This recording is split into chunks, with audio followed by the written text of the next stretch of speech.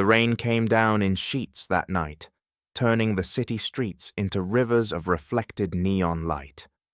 Francis Ridgway wiped the water from his face with one hand, while gripping his delivery bike with the other, his phone buzzing insistently against his chest. He didn't need to check it to know who was calling. His mother had that special rhythm when she was worried. 3 rings, a pause, then 3 more like she was knocking on a door that wouldn't open. Francis pulled over beneath the awning of a closed pharmacy, his sneakers squelching as he dismounted, and finally answered the call. His mother's voice came through immediately, warm but strained in that way that made his chest tighten. "Francis, sweetheart, I'm sorry to bother you while you're working, but the hospital called again about your father's dialysis appointment tomorrow.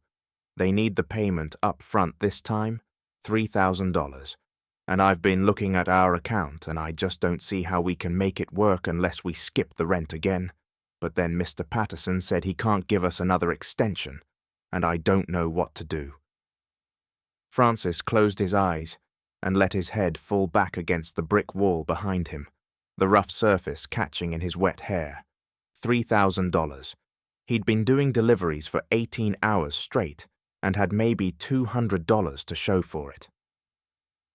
"Mum, don't worry about it, okay? I'll figure something out. I always do." His voice came out steadier than he felt, and he hoped she couldn't hear the exhaustion bleeding through. "You shouldn't have to figure everything out, baby. You were supposed to be in college right now, getting your degree, making something of yourself. Instead, you're out there in the rain, delivering food because your father and I couldn't." "Mum, stop. Don't do that. Dad needs his treatment and I'm the one who can work, so that's what I'm doing. There's nothing wrong with honest work." He meant it too, even if the kids from his old high school didn't seem to think so whenever they saw him in his delivery uniform. His mother went quiet for a moment and Francis could hear her breathing on the other end, that particular sound she made when she was trying not to cry. "I know, sweetheart. I know. Your father and I are so proud of you, even if this isn't what we wanted for you. Just promise me you'll be careful out there in this weather. The roads are dangerous when they're wet like this."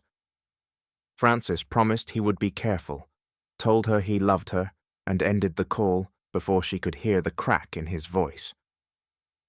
He stood there for another minute, watching the rain pound the pavement, trying to gather enough energy to get back on his bike. $3,000. The number rolled around in his head like a stone. He'd scored nearly perfect on his college entrance exams, had scholarship offers from 3 different schools, and now he was counting delivery tips and praying they'd add up to enough to keep his father alive another month. Life had a funny way of turning dreams into dust.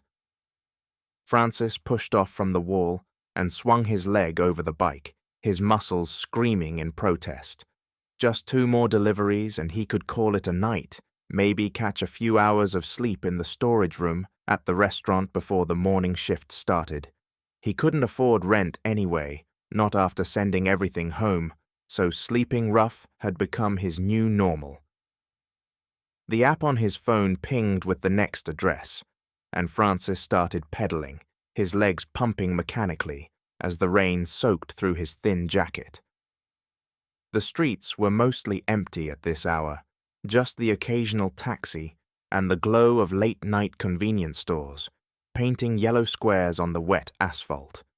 He took the turn onto Madison Avenue without slowing, his mind already 3 steps ahead, thinking about the fastest route to the next delivery after this one, when the world suddenly exploded into white light and screaming metal. Francis felt the impact before he understood what was happening, his bike flying out from under him as something massive and fast slammed into his side.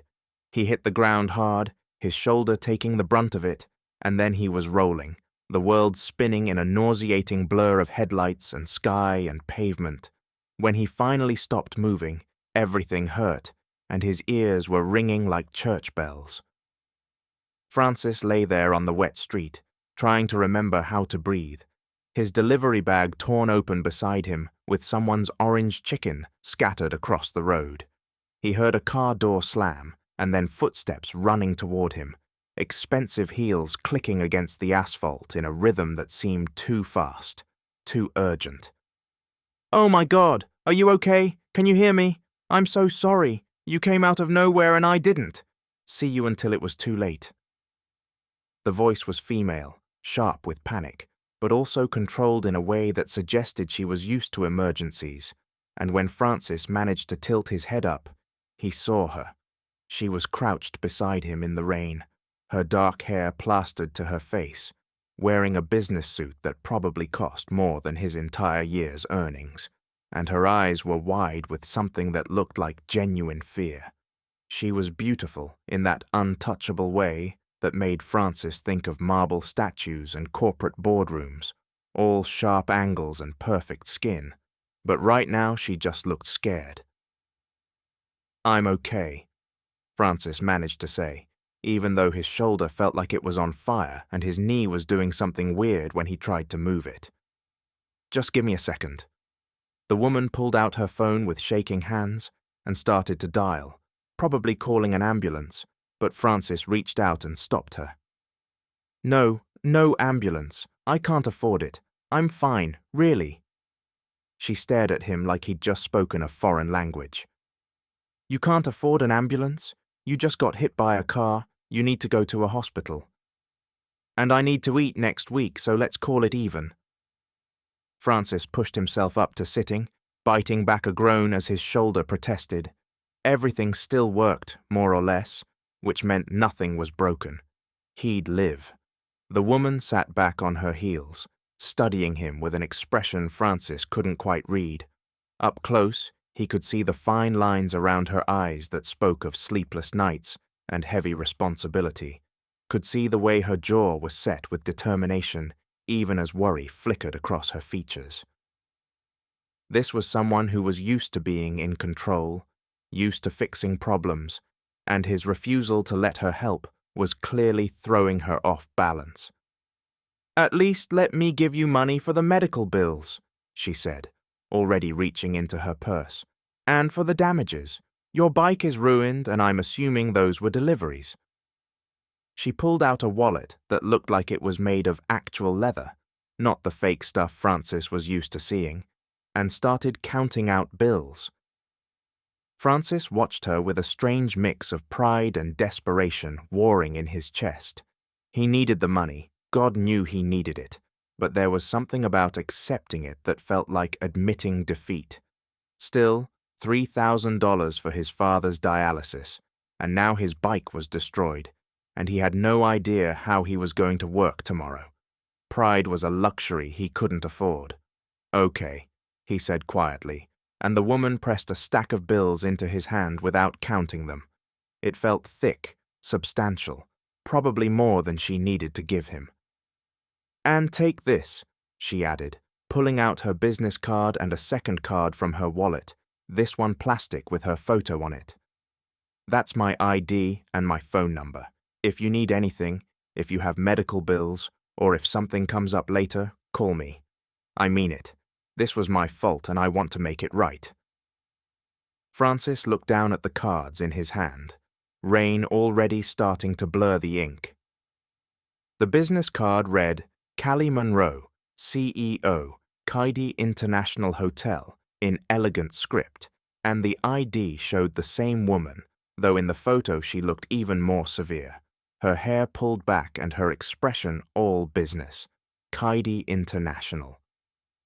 That was one of the biggest hotel chains in the city, the kind of place that had marble lobbies and doormen in fancy uniforms.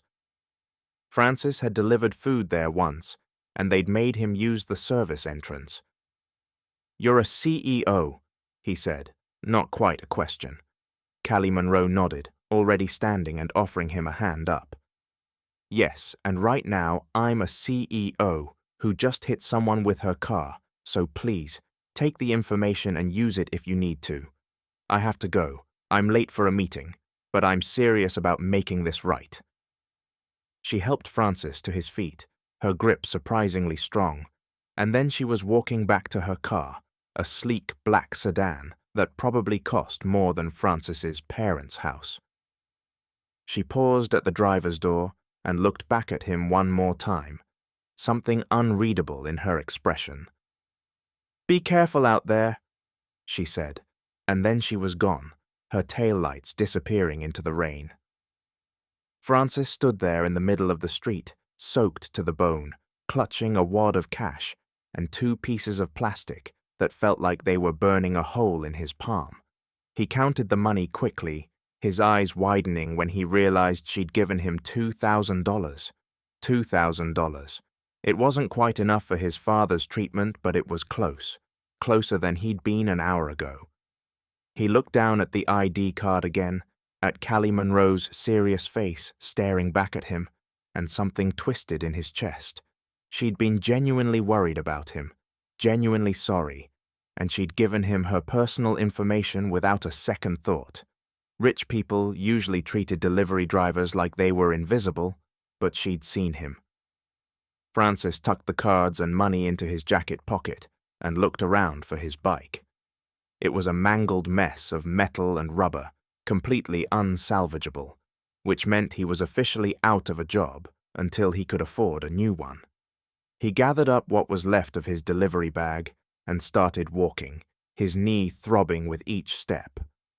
The rain had slowed to a drizzle now, the city settling into that quiet hour before dawn, when everything felt suspended between yesterday and tomorrow.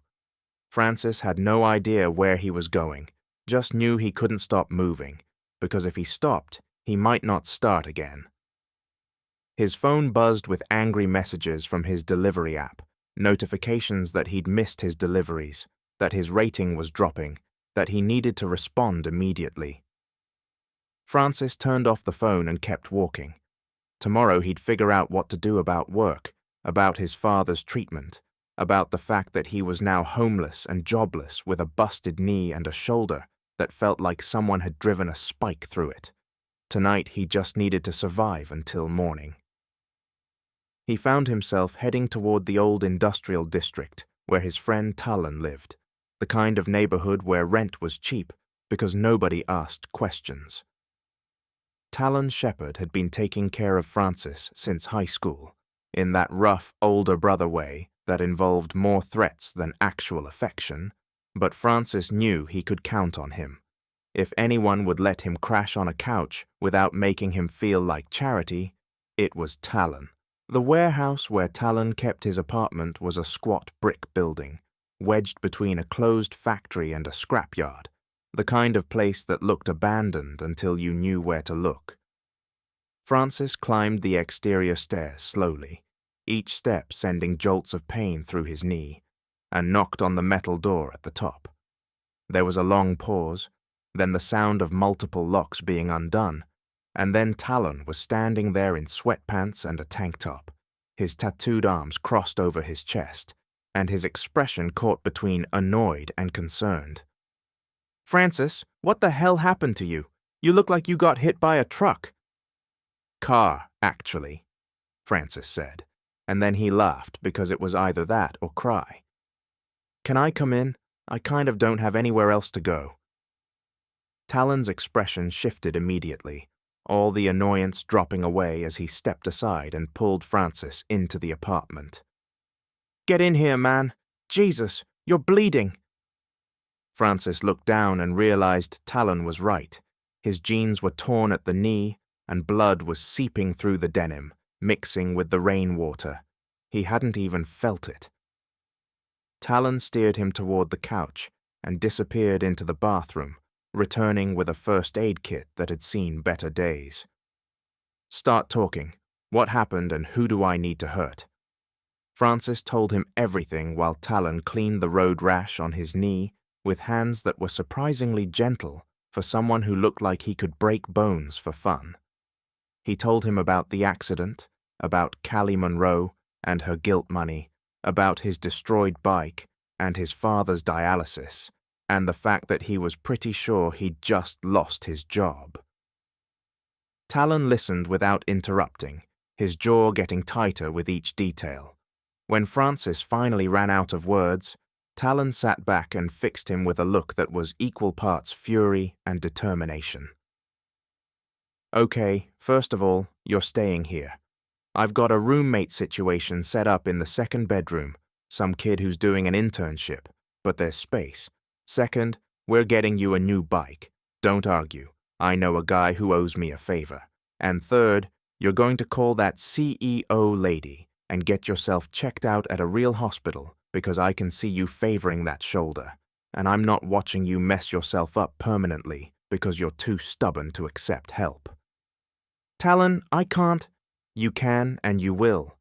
Francis, you're the smartest person I know. You got a near-perfect score on those entrance exams. You could have gone to any school in the country, and instead, you're out here killing yourself for your family because that's the kind of person you are. I respect that, I do, but there's a difference between being loyal and being stupid. Let people help you sometimes. Francis felt something tight in his chest, loosen just a little bit. Talon had always been like this, rough around the edges, but solid underneath. The kind of person who'd give you his last dollar and then threaten to beat you up if you tried to pay him. Back. Okay, Francis said finally. Okay, I'll stay, just for a little while until I get back on my feet. However long you need, brother, now get some sleep. You look like death warmed over. Talon tossed him a blanket and pillow, then headed back toward his room, pausing in the doorway. And Francis, we're going to deal with whoever hired those guys your rich lady CEO sent, because I have a feeling this story's about to get a lot more complicated. Francis wanted to argue that Callie Monroe hadn't sent anyone, that it had just been an accident, but exhaustion was pulling him down like an anchor. He stretched out on the couch, his body one giant bruise, and let his eyes close. The last thing he thought before sleep took him was that he still had Callie Monroe's ID in his pocket, and at some point he was going to have to return it. Somehow, Francis didn't think it was going to be as simple as just dropping it in the mail. Francis woke to sunlight streaming through unfamiliar windows, and the smell of coffee that was way better than anything he could afford. His entire body felt like it had been put through a meat grinder, every muscle screaming as he tried to sit up. The apartment was quiet, except for the sound of someone moving around in the kitchen, and Francis took a moment to actually look at his surroundings. Talon's place was bigger than he'd expected, with exposed brick walls and high ceilings that still had the old industrial pipes running across them. The furniture was mismatched but comfortable, the kind of stuff you found at thrift stores and estate sales, and there were plants everywhere, which was weird because Francis had never pegged Talon as a plant guy. "You're awake. Good. I was about to dump water on you." The voice came from the kitchen doorway, and Francis turned to see a young woman standing there with 2 mugs of coffee, her dark hair pulled back in a messy bun, and her expression friendly but curious. She was pretty in an understated way, wearing an oversized sweater and leggings, and she looked at Francis like she was trying to figure out a puzzle. "I'm Keely Hawthorne, Talon's roommate.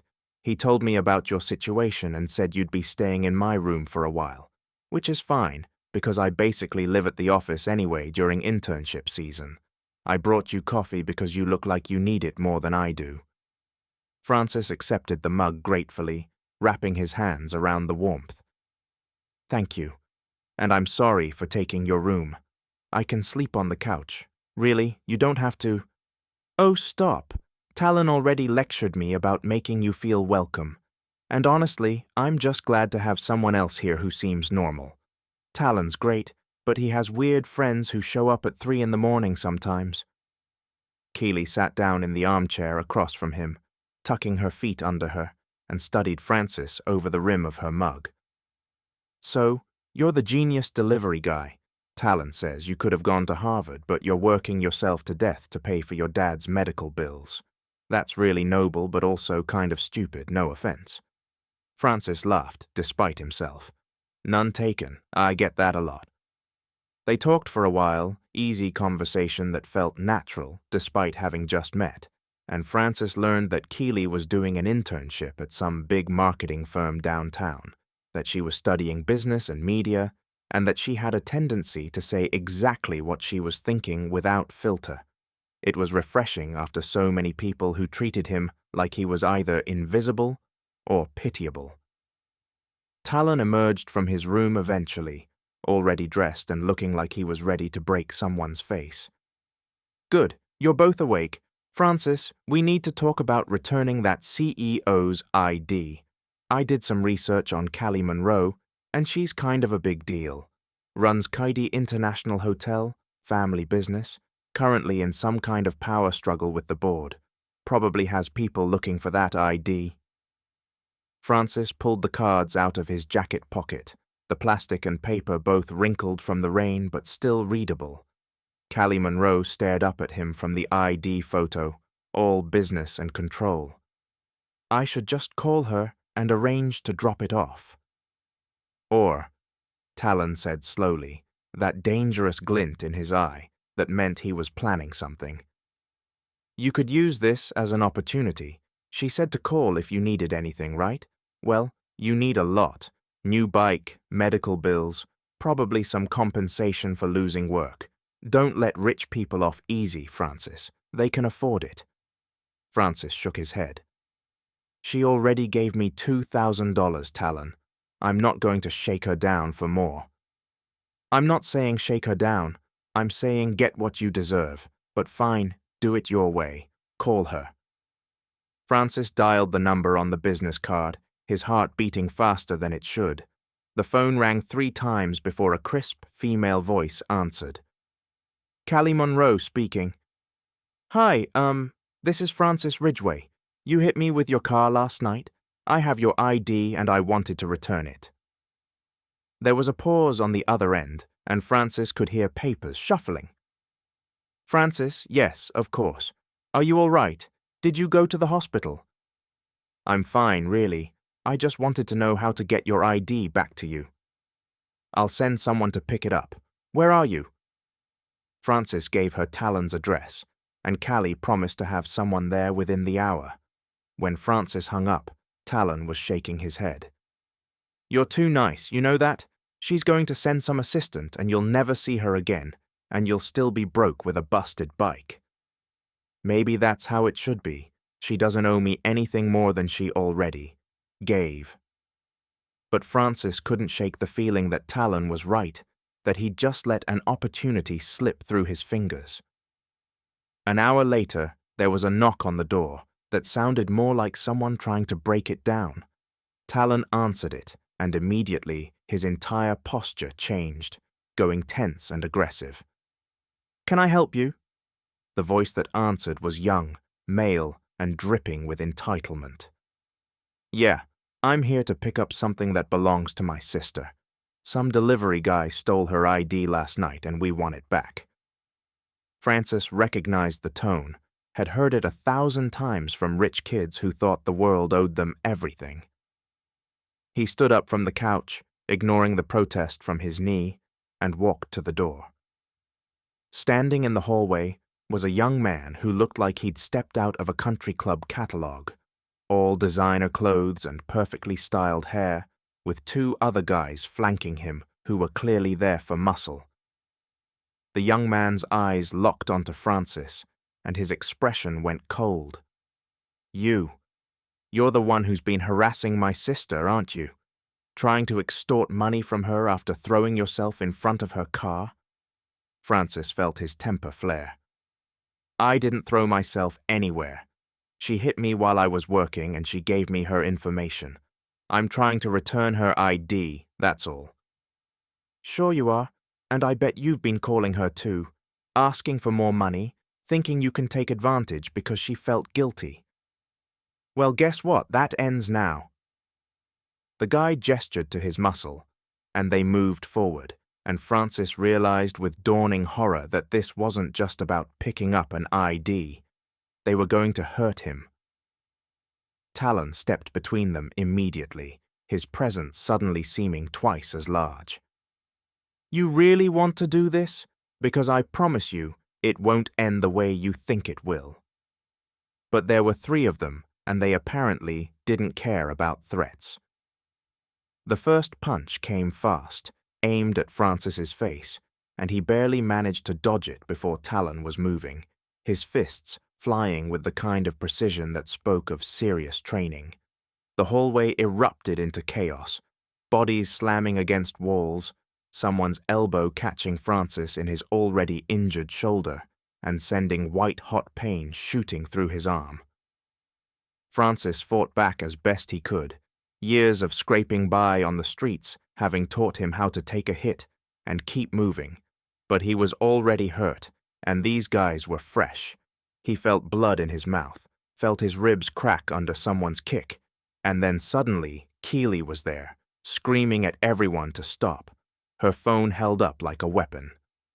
"I'm calling the police right now. I'm calling them and I'm recording this, and if you don't get out of here, I'm pressing charges."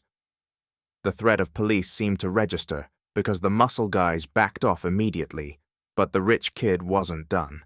He grabbed Francis by the collar and shoved him against the wall, his face twisted with anger. "Stay away from my sister. I don't care if you have her ID.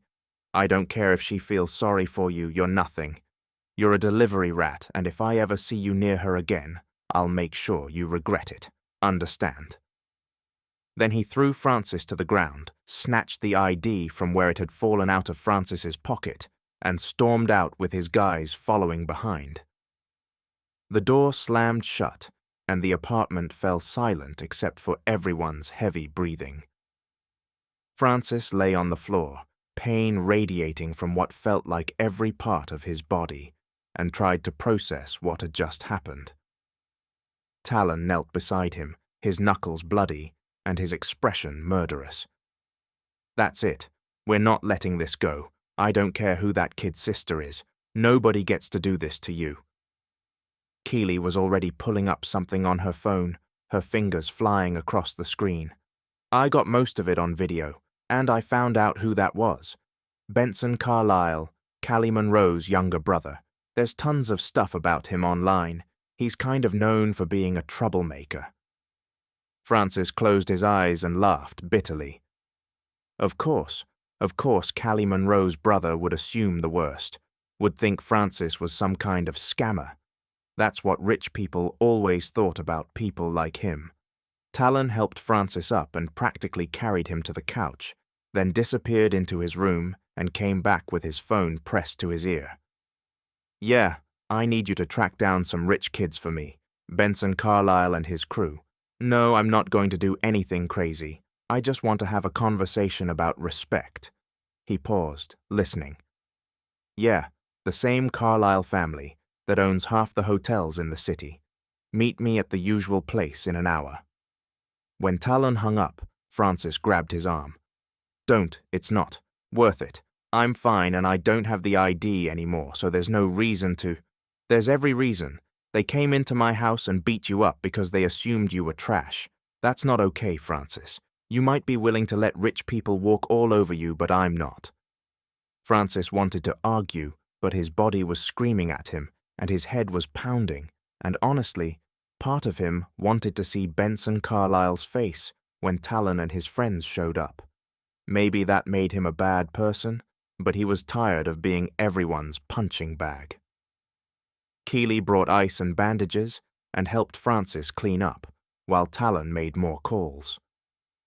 By the time he was done, Francis looked like he'd gone 10 rounds with a professional boxer, his face swelling and bruising, his shoulder completely useless, and his ribs wrapped tight. "You should really go to the hospital," Keely said softly, genuine concern in her eyes. "This is beyond what ice and bandages can fix."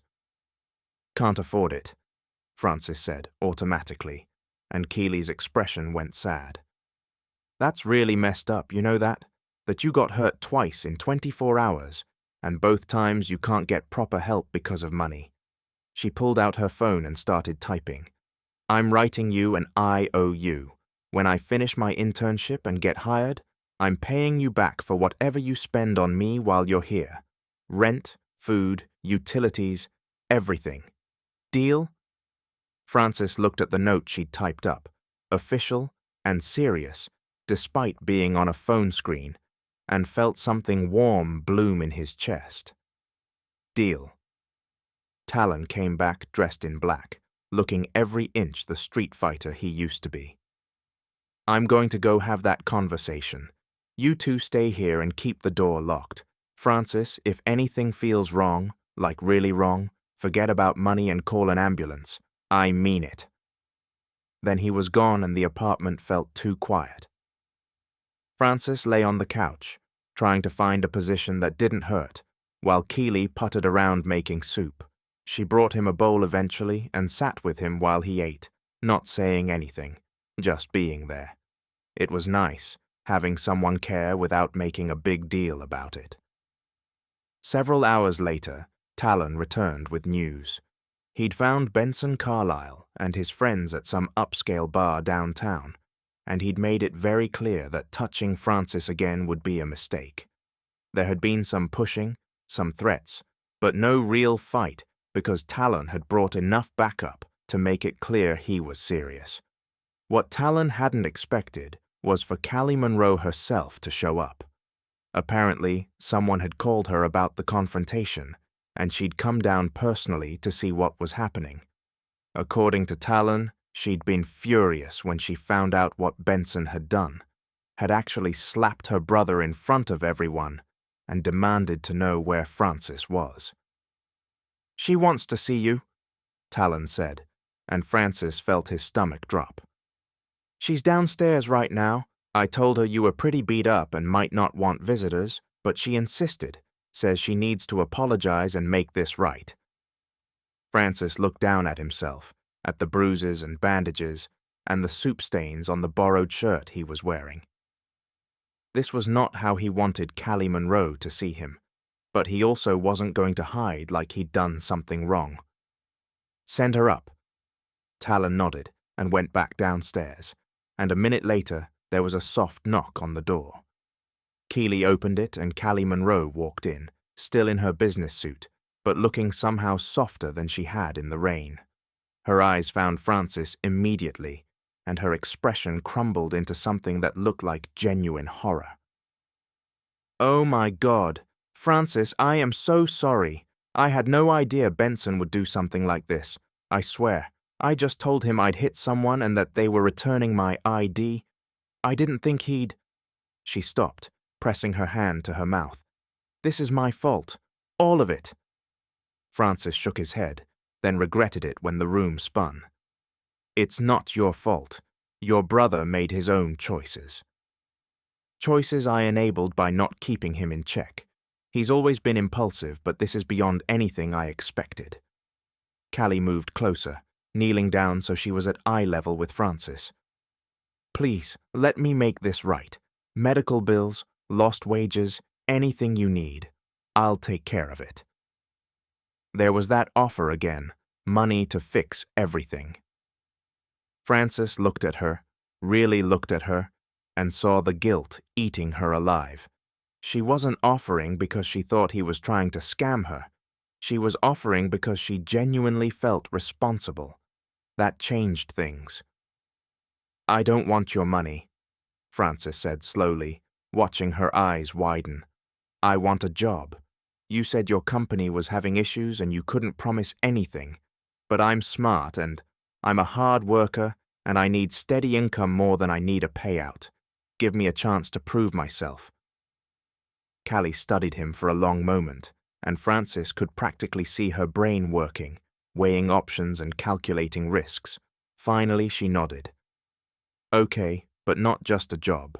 You help me when I need it, and I'll help you when you need it. Think of it as a mutual favor system. I have a feeling we might both benefit from having someone we can count on. She pulled out another business card and wrote something on the back. That's my personal cell. Call me when you're healed up enough to move around and we'll figure out the details. And Francis, I'm glad you're okay. I mean that. After she left, Keely let out a low whistle. That was intense. Did you just make a deal with one of the most powerful CEOs in the city? I think I did, Francis said, staring at the card in his hand. I really think I did. Talon grinned from the doorway. Told you this was going to get complicated. But hey, at least now you've got options. And maybe a way to actually help your dad without killing yourself. Francis nodded slowly, hope and anxiety warring in his chest. He had no idea what he'd just agreed to, had no idea what Callie Monroe might ask of him in return.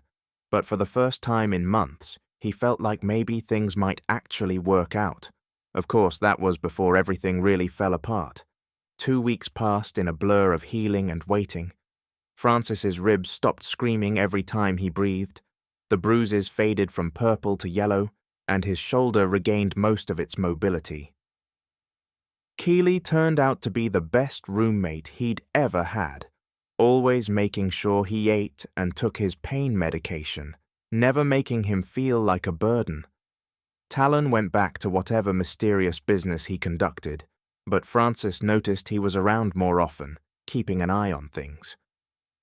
The call from his old classmate, Coulter Winslow, came out of nowhere on a Thursday afternoon. Francis was sitting on the couch, scrolling through job listings that all required experience he didn't have, when his phone rang with a number he hadn't seen in years. "Francis, man, it's been forever. How've you been?" Coulter's voice was bright and friendly, the same as Francis remembered from high school before everything had fallen apart. "I've been okay. Busy. You know how it is." Francis tried to keep his voice neutral, unsure where this was going. "Yeah, I heard you were doing the college thing. That's awesome, man. Listen, I'm having a birthday party this weekend. Nothing fancy, just some friends from the old days, and I'd love for you to come. Catch up, have some drinks, reminisce about the good times." Francis's first instinct was to say no. He hadn't seen most of those people since he'd dropped out, and he had no desire to explain why he was delivering food instead of sitting in lecture halls. But something in Coulter's voice made him hesitate. Maybe it would be nice to pretend to be normal for one night, to remember what it felt like to just be a regular guy hanging out with friends. "Sure, I'd love to. When and where?" Coulter gave him the details, some restaurant downtown that Francis knew was way out of his price range, and made him promise to bring his girlfriend. "You're still dating that girl from senior year, right? The really pretty one. Bring her. Everyone would love to meet her." Francis almost laughed. There was no girlfriend, hadn't been since he'd dropped out and stopped having time for anything except work. But he said yes anyway, figuring he could just show up alone and make some excuse. After he hung up, Keely looked at him with raised eyebrows. "You don't have a girlfriend, do you?" "Nope. But I also don't want to show up at this thing and have everyone feel sorry for me because I'm single and broke. I'll just say she couldn't make it." "Or," Keely said slowly, "you could ask Callie Monroe to come with you. You said she owes you a favor." Francis stared at her. "Are you insane? I'm not asking a CEO to pretend to be my girlfriend at some random birthday party." "Why not? You helped her, she helped you, and this would be a pretty easy favor. Plus, it would be hilarious to see everyone's faces when you show up with someone like her." The idea was completely ridiculous and absolutely would never work. Which is why Francis found himself calling Callie's personal number that evening, his heart pounding as the phone rang. She answered on the second ring. "Francis, is everything all right?" "Yeah, everything's fine. I just have a weird favor to ask, and you can totally say no." He explained the situation, stumbling over his words and feeling more stupid with each sentence. There was a long silence on the other end when he finished, and Francis was about to apologize and hang up when Callie spoke. "What time should I pick you up?" Francis nearly dropped the phone. "Wait, seriously? You'll do it?" "You asked for a job instead of money, Francis. That tells me you're not the type to take advantage, which means if you're asking for this, you probably really need it. Besides, I could use a night away from board meetings and shareholder demands. Consider it stress relief." They made arrangements for Saturday evening, and when Francis hung up, He sat there in shock for a full minute before Keely started laughing. I can't believe she said yes. This is going to be amazing. Saturday arrived too quickly. Francis borrowed one of Talon's nicer shirts and a pair of pants that almost fit, trying to look presentable despite having exactly 0 appropriate clothes. Keely helped him with his hair, styling it in a way that made him look less like a delivery guy and more like someone who might actually date a CEO. When Callie's car pulled up outside, Francis took a deep breath and headed downstairs. She was waiting in the same black sedan that had hit him, but this time she was in the passenger seat with a driver up front. When Francis climbed in, she gave him an appraising look. You clean up nice, and you're healing well, that's good. She was wearing a dark blue dress that was probably designer, her hair down and loose instead of pulled back, and she looked less like a CEO and more like a regular person. It made Francis feel slightly less out of his depth. Thank you for doing this, Francis said, as the car pulled away from the curb. You really didn't have to. I know, but I wanted to. And Francis, let's make a deal.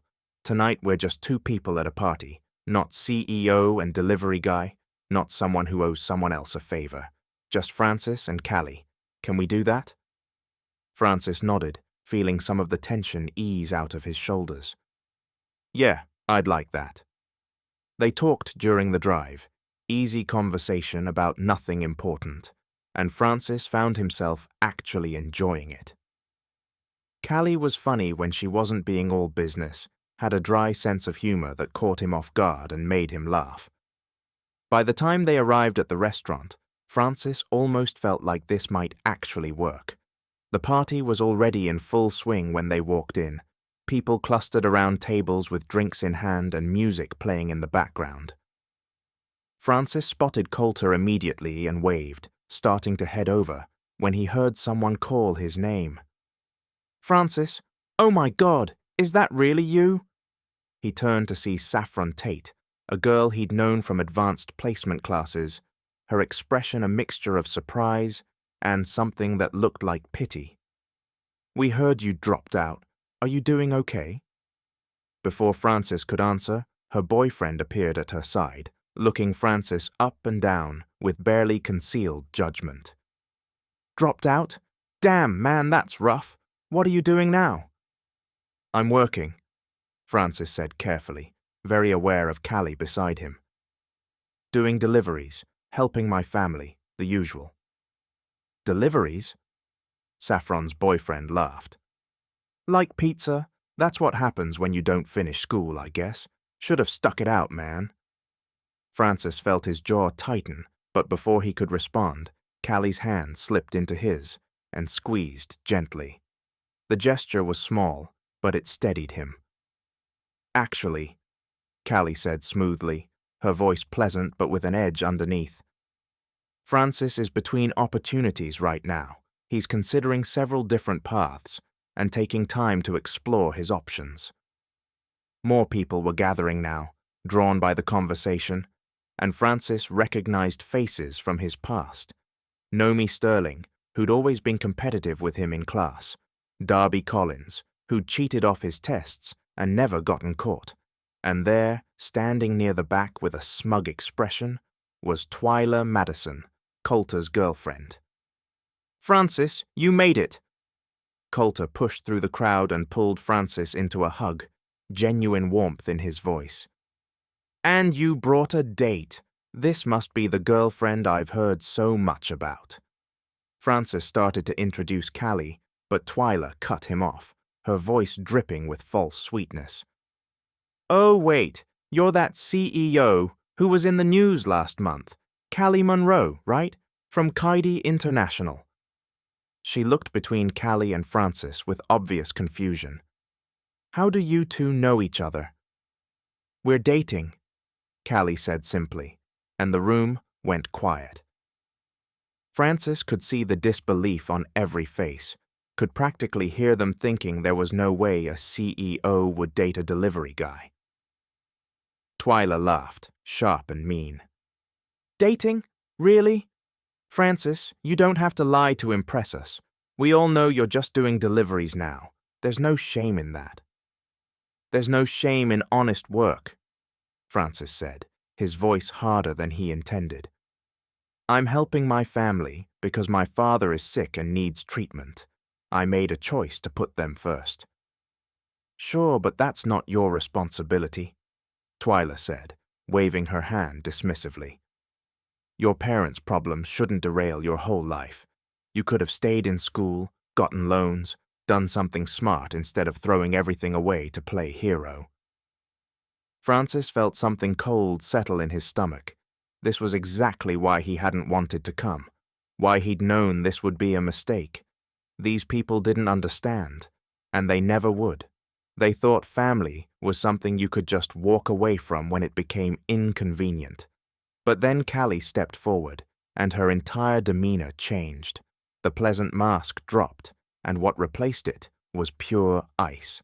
I'm sorry, I don't think we've been properly introduced. I'm Callie Monroe, and I'm here with Francis because he's one of the most remarkable people I've ever met. He scored near perfect on his entrance exams, had scholarship offers from top schools, and chose to sacrifice his own future to take care of his family. That's not playing hero. That's being a good person, something you might want to look into.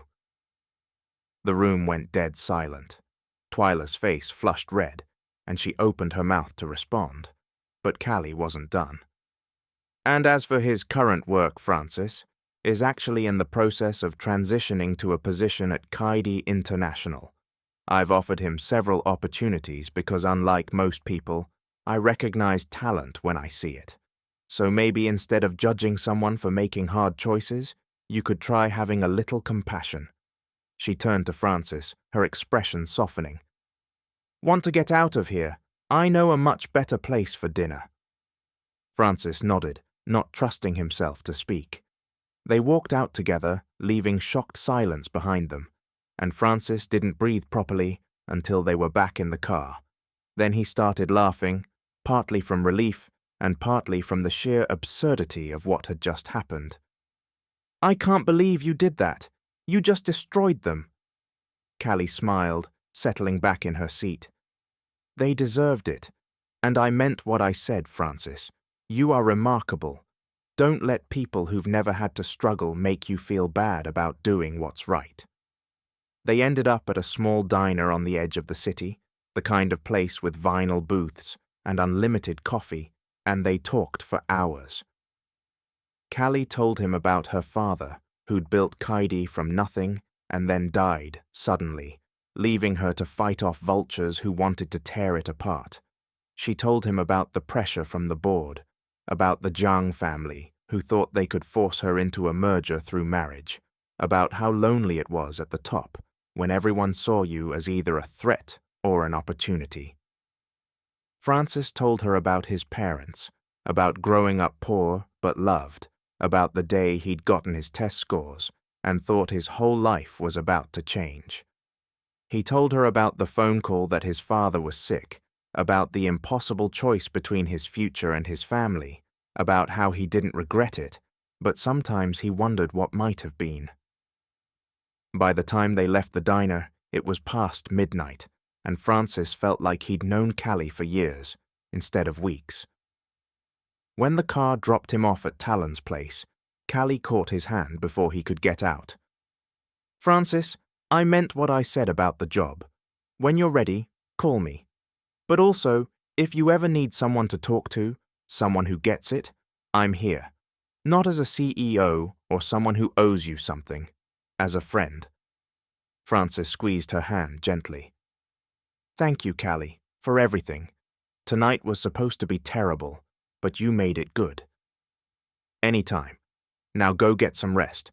You look exhausted. Francis climbed out and watched the car drive away, Callie's wave visible through the back window. When he turned toward the building, Talon was standing on the stairs with his arms crossed and a knowing look on his face. So, how was your fake date with the CEO?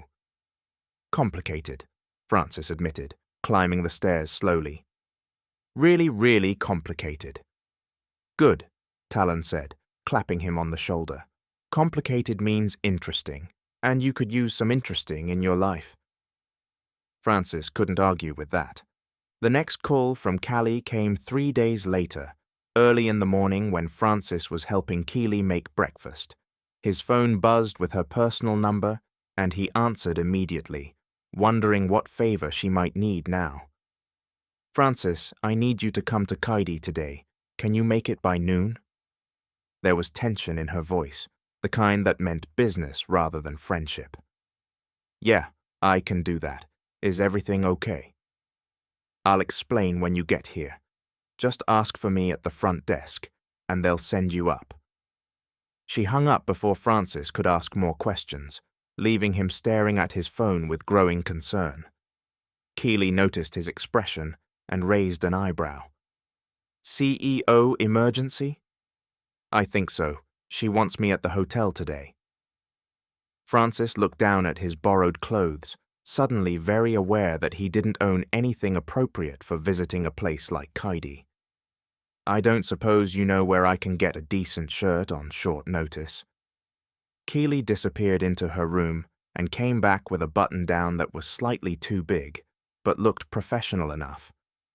My brother left this here. It should work. By 11:30, Francis was standing outside Kaidi International Hotel, staring up at the gleaming glass and steel tower that stretched toward the sky. This was where Callie lived her real life, in boardrooms and power plays, and Francis felt desperately out of place. He took a deep breath and pushed through the revolving doors into a lobby that was all marble floors and crystal chandeliers. The front desk was staffed by 2 people in crisp uniforms who looked at Francis like he'd tracked mud across their precious floors. Can I help you? The woman's tone suggested she very much did not want to help him. I'm here to see Callie Monroe. She's expecting me. The woman's expression went from dismissive to outright disbelief. I'm sorry, but Ms. Monroe is extremely busy and doesn't take unscheduled visitors. If you'd like to make an appointment. She called me this morning and told me to be here by noon. Just call her office and check. The woman exchanged a look with her colleague that clearly said they thought Francis was lying, but she picked up the phone anyway. Francis could hear the murmured conversation, could see the exact moment her expression changed from skepticism to shock. She hung up quickly, and suddenly her whole demeanor shifted. Mr. Ridgway, I apologize for the confusion. Miss Monroe is sending someone down to escort you up immediately. Please have a seat. Francis sat in one of the uncomfortable designer chairs and waited, watching hotel guests come and go in their expensive clothes. He recognized some faces from news articles, business leaders and celebrities who treated this place like a second home. This was Callie's world, and Francis didn't belong here. 5 minutes later, the elevator doors opened and Callie herself stepped out, not an assistant like Francis had expected. She was in full CEO mode, wearing a sharp suit and heels that clicked against the marble, her hair pulled back severely. But when she saw Francis, her expression softened just a fraction. Francis, thank you for coming. Let's go upstairs where we can talk privately. She led him to the elevator, very aware of the front desk staff, watching them with wide eyes. The moment the elevator doors closed, Callie let out a long breath. Sorry about them. I'll be having a conversation with HR about judging people based on appearance. It's fine. I'm used to it. Francis leaned against the elevator wall, studying Callie's tense shoulders. What's going on? You sounded stressed on the phone. Callie was quiet until they reached her office, a massive space on the top floor with floor-to-ceiling windows overlooking the city. She gestured for Francis to sit, then poured them both coffee from an expensive-looking machine. I'm in trouble, she said finally, sitting across from him. The board is pushing harder than ever to force me out. They want me to merge with the Zhang group, which would effectively give them control of Kaidi, And there's this man, Baylor Kingston, who runs the Zhang side of things. He's been pressuring me to marry him, saying it's the best solution for both companies. Francis felt something uncomfortable twist in his gut. Marry him? Can they actually force you to do that? No, but they can make my life hell until I agree. And here's the thing, Francis. As a young single female CEO, I'm seen as vulnerable, easy to manipulate. But if I were married, especially to someone unexpected, it would change the dynamic entirely. She looked at Francis directly, and he suddenly understood where this was going. You want me to marry you? The words came out flat, disbelieving. Callie nodded. A paper marriage, nothing real. Just enough to get the board off my back and show Baylor that I'm not available. I know it's a huge ask, Francis, and I wouldn't blame you if you said no. But I'm offering you $100,000 a month for as long as the arrangement lasts, plus a job at C0nd0ms with full benefits. It would solve your father's medical bills and give you stability. $100,000 a month. Francis's brain stuttered trying to process that number.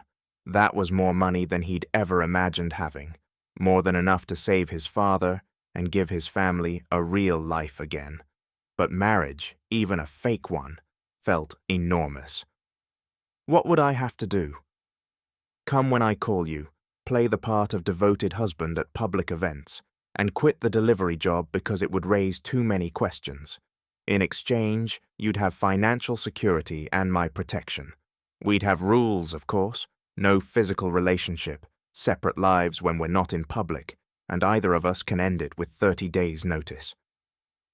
Callie's hands were wrapped around her coffee mug like she needed something to hold on to.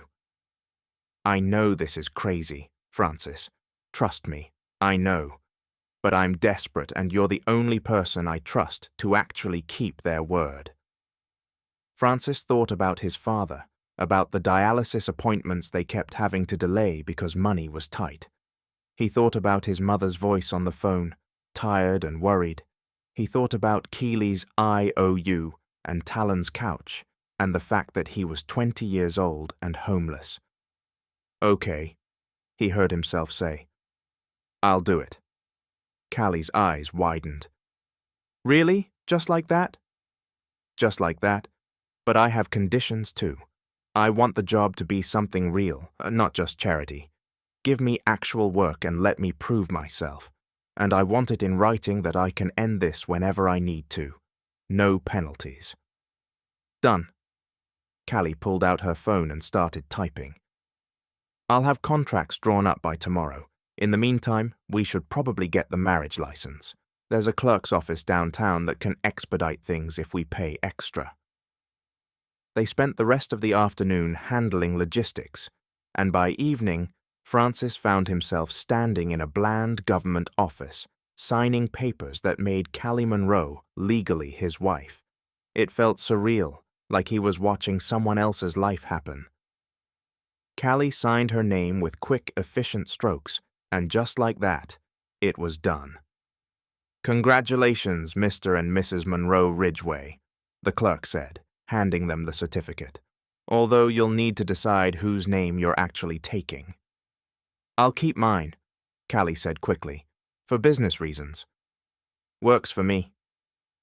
Francis stared at the paper in his hands, at their names linked together by law, if not by love. This is insane. Completely, Callie agreed, but it's also the smartest move either of us could make right now. Come on, husband, let me buy you dinner to celebrate. They went back to the diner from before, the one with vinyl booths and unlimited coffee, and over burgers and fries they hammered out the rest of the details. Francis would start at C0nd0ms on Monday as head of security, a position that Callie said was both important and currently a disaster. The previous head had been taking bribes from various groups and needed to be replaced immediately. Francis would live at Talon's until they figured out something more permanent, and Callie would call when she needed him to appear in public. One more thing, Callie said, pulling out a small box. Inside was a simple gold band, nothing flashy, just a smooth circle of metal. "You should probably wear this. People will notice if the new husband doesn't have a ring." Francis slipped it on and was surprised to find it fit perfectly. "How did you know my size?" "I guessed. I'm good at reading people." Callie had a matching ring that she put on her own finger, and they sat there for a moment, two people playing at marriage because the real world had backed them into a corner. "For what it's worth," Francis said quietly, "I'll do this right. I won't embarrass you or make you regret trusting me." Callie's expression went soft. "I know you won't. That's why I asked you." When Francis got back to Talon's apartment that night, everyone was waiting for him. Talon, Keely, even some of Talon's mysterious friends, who Francis had only met in passing. They took one look at the ring on his finger and erupted into questions. Francis explained everything, watching their expressions shift from shock to disbelief to something that looked like concern. When he finished, Talon was shaking his head. "Francis, man, this is a lot. Are you sure you know what you're getting into?" "No," Francis admitted. "But I'm doing it anyway, for my dad, for my family, and maybe a little bit for me too. This is my chance to actually do something with my life, instead of just surviving." Keely hugged him suddenly, fierce and tight. "Then we've got your back. All of us. Right?" The room murmured agreement, and Francis felt something warm settle in his chest. He might be entering a fake marriage with a woman he barely knew, might be stepping into a world he didn't understand, but at least he wasn't alone. That had to count for something. Monday morning arrived with all the subtlety of a freight train. Francis stood outside Kaidi International Hotel at 7 in the morning, wearing the one suit Callie had bought him over the weekend, trying to calm his racing heart. This was it, his first day as head of security for one of the biggest hotel chains in the city, a job he was wildly unqualified for, but desperately needed to succeed at. The front desk staff recognized him this time, their expressions carefully neutral as they directed him to the security office in the basement. Francis took the service elevator down, his stomach churning with anxiety. When the doors opened, he found himself in a maze of concrete hallways and fluorescent lights, the unglamorous backbone of the luxury hotel above. The security office was at the end of one hallway, a room full of monitors and filing cabinets, and half a dozen men in guard uniforms who all stopped what they were doing when Francis walked in. Their expressions ranged from curious to hostile, and Francis suddenly realized what Callie had failed to mention. He was about to take over a team that probably didn't want a new boss, especially not one who was only here because he'd married the CEO. "Good morning," Francis said, trying for confident but landing somewhere near awkward. "I'm Francis Ridgway, the new head of security. I'm looking forward to working with all of you." The silence that followed was deafening. Then one of the older guards, a broad-shouldered man with grey at his temples, stood up and crossed his arms. "You're the delivery guy who married Ms. Monroe, right? The one who's been here all of 2 seconds and already got promoted over people who've been working their asses off for years?" Francis felt his jaw tighten. "I'm the person Ms. Monroe chose for this position, yes, and I plan to earn that trust by doing good work." "Good work," the guard scoffed. "You don't know the first thing about hotel security. This is a joke." Before Francis could respond, the door opened and a man in an expensive suit walked in, his expression annoyed. He looked at Francis with barely concealed disdain. "Ridgway, I'm Wesley Harrington, Deputy General Manager.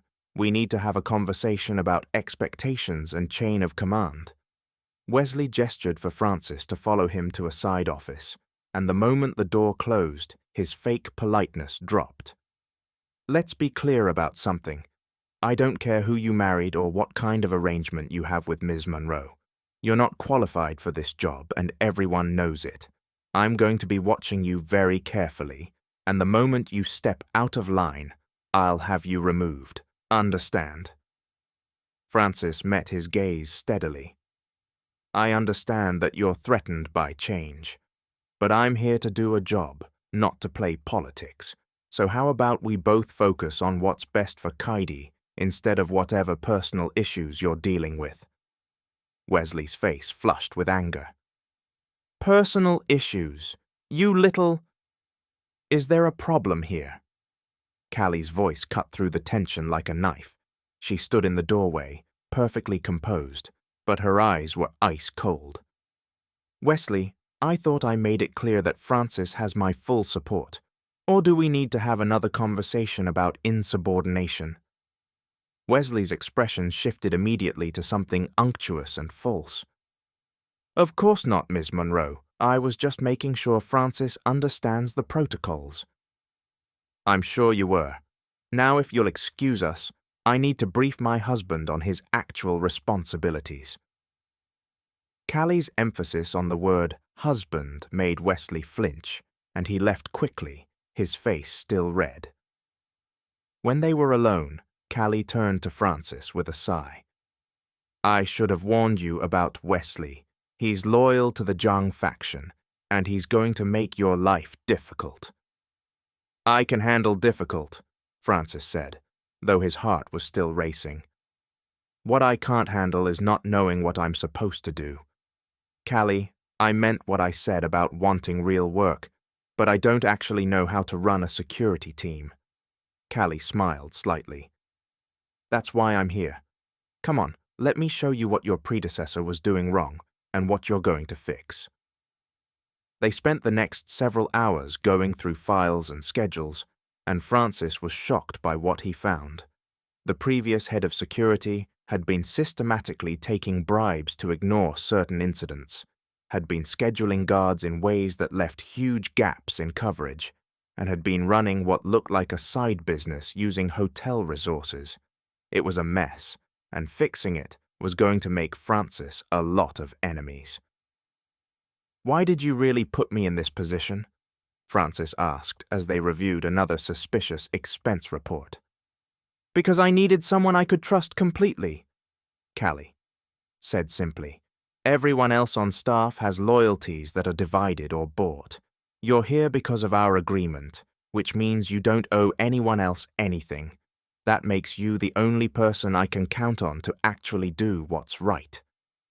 Francis understood the logic, but it didn't make the weight of responsibility any lighter. He was about to respond when the office door burst open and one of the guards from earlier rushed in. His expression panicked. Ms. Monroe, there's a situation in the lobby. Baylor Kingston is here and he's demanding to see you. Callie's expression went carefully blank. Tell him I'm in a meeting.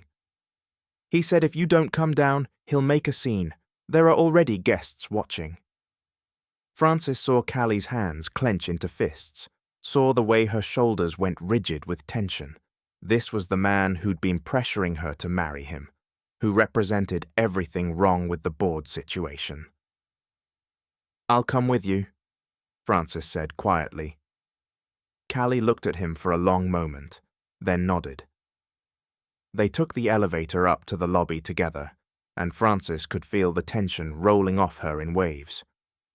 When the doors opened, Francis immediately spotted Baylor Kingston. He was tall and polished, wearing a suit that probably cost more than a car, and he was standing in the middle of the lobby with his arms crossed and an expression of smug entitlement on his face. Several guests were watching the scene with interest. Callie, finally, Baylor said as they approached. I've been trying to reach you for days. We need to discuss the merger terms and the timeline for our engagement announcement. There's not going to be an engagement, Baylor. I've told you that repeatedly. Callie's voice was ice. Baylor laughed like she'd made a joke. Don't be ridiculous. Our families have already agreed to the terms. This marriage is happening whether you like it or not. It's what's best for both Kaidi and the Zhang group. What's best for Kaidi is for it to remain independent, Callie said, and what's best for me is to be left alone, Now please leave before I have security remove you." Security? Baylor's eyes found Francis for the first time, and his expression turned contemptuous. "You mean your new little delivery boy husband? Please, everyone knows that's a joke, a fake marriage to try to get out of your obligations." Francis felt anger surge through him. He stepped forward, putting himself slightly between Baylor and Callie. "The marriage is real and legal. Callie is my wife, and you need to respect that." Baylor looked at Francis like he was something stuck to the bottom of his shoe. "Do you have any idea who you're talking to?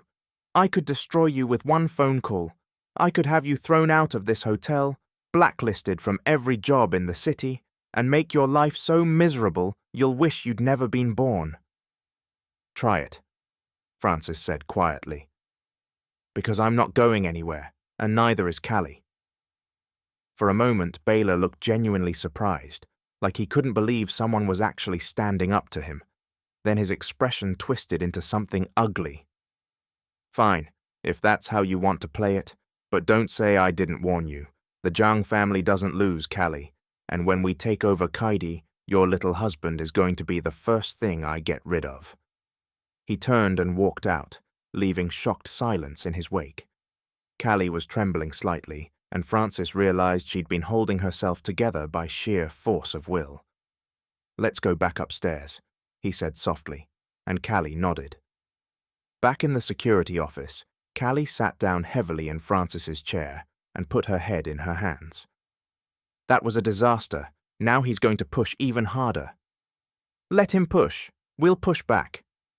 Francis knelt down so he was at eye level with her. "Callie, I meant what I said. I'm not going anywhere. We made a deal and I keep my promises." Callie looked at him, her eyes searching his face for something. "Why are you being so nice to me? You don't owe me this much." "Maybe not, but you gave me a chance when everyone else saw me as worthless. That counts for something." They stayed like that for a moment, the busy hotel moving around them while they caught their breath. Then Callie straightened up, her CEO mask sliding back into place. "Okay, back to work. We have a security department to fix, and only a few weeks before the next board meeting.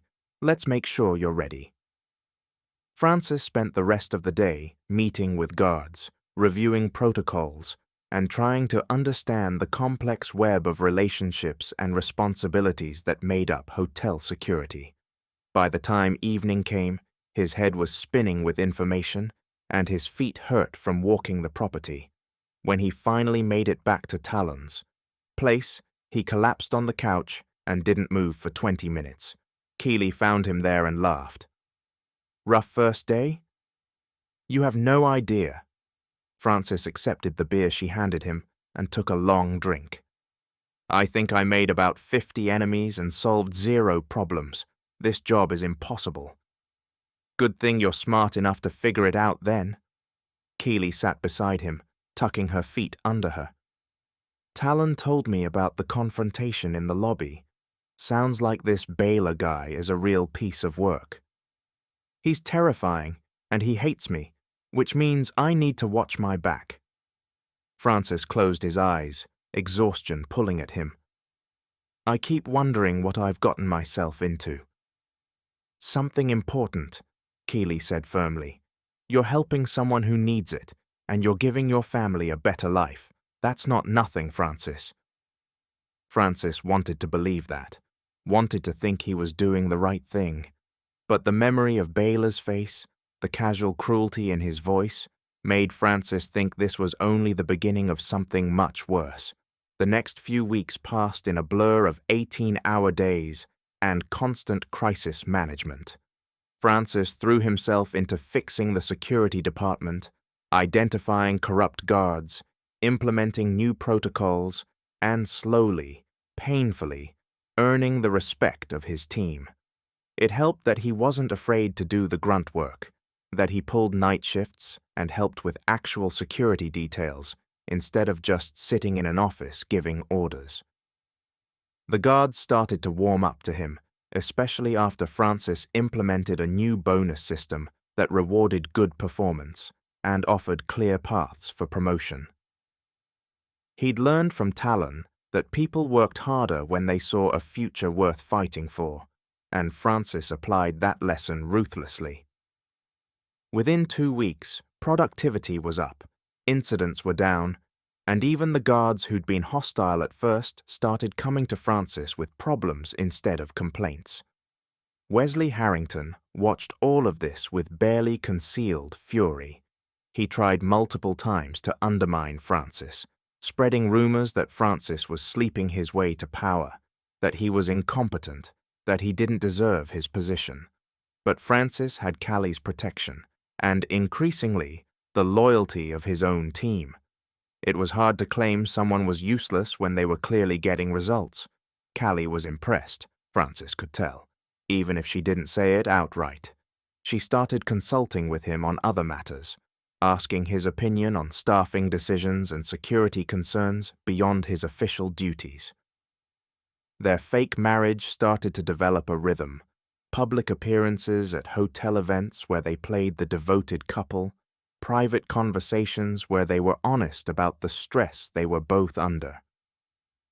Francis found himself genuinely enjoying Callie's company, looking forward to their late-night strategy sessions, and the rare moments when she let her guard down and just laughed. It was during one of those late nights, both of them exhausted from a particularly brutal board meeting, that Callie made a joke about Francis needing to kiss her more convincingly in public if they wanted people to believe the marriage was real. Francis had responded without thinking, his tone playful. "Well, maybe if you actually seemed like you wanted to kiss me, I'd be more convincing." Callie had gone very still, her eyes meeting his across the desk, and for a moment Francis thought he'd crossed a line. Then she'd smiled, slow and dangerous. "Careful what you wish for, husband." The moment had passed, but it lingered in Francis's mind, confusing and distracting. He tried to push it away, reminding himself that this was business, that catching feelings for Callie would be the stupidest thing he could possibly do. But it was getting harder to separate the act from reality, especially when Callie looked at him like he mattered. 3 weeks into his new job, Francis got a call from Coulter Winslow. He almost didn't answer, still embarrassed about how the birthday party had ended, but curiosity won out. "Francis, hey man, I wanted to apologize for how things went at the party.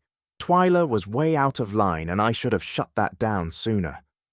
Coulter sounded genuinely regretful. "It's fine," Francis said, though it really wasn't. "Water under the bridge." "No, it's not fine. Look, I'm actually calling because I wanted to see if you could help me out. I heard you're working at Kaidi now and I'm applying for a position there in their management training program. Any chance you could put in a good word?" Francis hesitated. This felt like a test, somehow. "I can't promise anything, but send me your application and I'll see what I can do."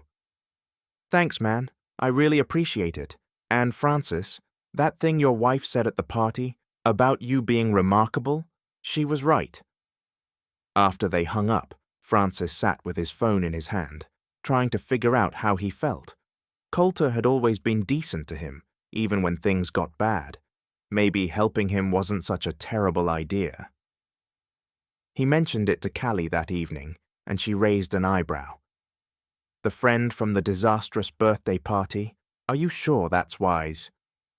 He apologized, and he seems sincere. Francis pulled up Coulter's application on his phone. His qualifications are actually good. He's got a degree in hospitality management and experience at 2 other hotels. Callie studied the application, then looked at Francis with something that might have been amusement. "You're too forgiving, you know that?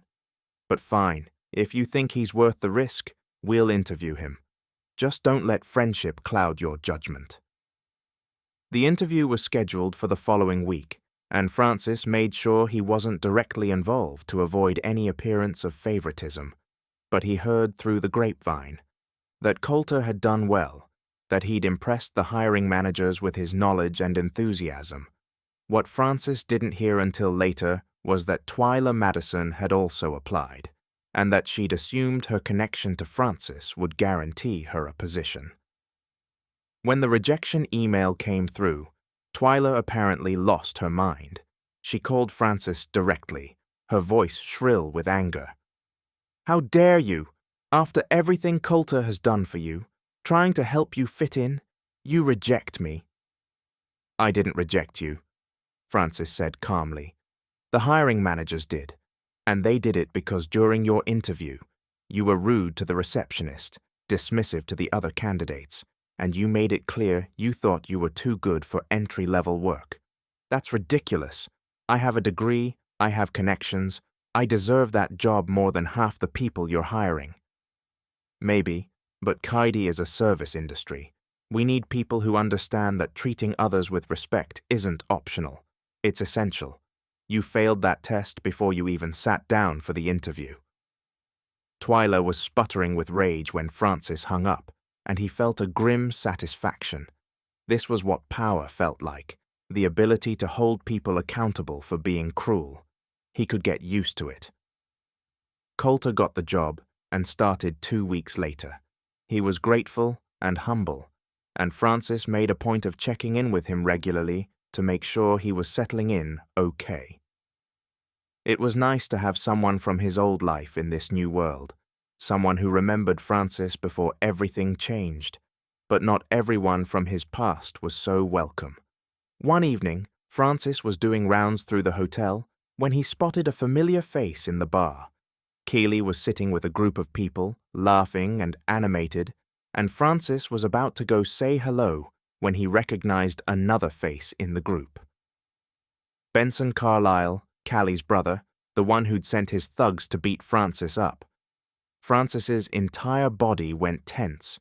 He started to turn away, not wanting to deal with this tonight, when Benson looked up and their eyes met. For a moment, Francis saw recognition and anger flash across Benson's face. Then something unexpected happened. Benson stood up and walked over, his expression uncertain. "Francis, hey, can we talk?" "I don't think we have anything to say to each other." Francis kept his voice level, even though his heart was pounding. I know I don't deserve your time after what I did, but I owe you an apology and I need to say it." Benson ran a hand through his hair, looking genuinely uncomfortable. "My sister told me the truth about what happened that night with the car, about how you were just trying to return her ID. I jumped to conclusions and I hurt you badly because of it. That was wrong. I'm sorry." Francis studied him, looking for signs of insincerity, but Benson just looked tired and ashamed. "Why should I believe you?" "You probably shouldn't, but I'm trying to be better, okay? Callie's been on my case about growing up and taking responsibility, and she's right. I've been a spoiled brat my whole life, and it's time to change that." Benson held out his hand. "Truce? I promise I won't send anyone to beat you up again." Despite everything, Francis found himself shaking Benson's hand. "Truce, but if you pull anything like that again, you'll have Talon and his scary friends come after me." "I know. Message received." Benson smiled slightly. "For what it's worth, you're good for my sister. I haven't seen her this happy in years." That observation stuck with Francis long after Benson had returned to his friends. Was Callie happy? She seemed less stressed lately, smiled more often, but Francis had assumed that was just because the fake marriage was working as a deterrent to the board pressure. The idea that he might be making her actually happy was both thrilling and terrifying.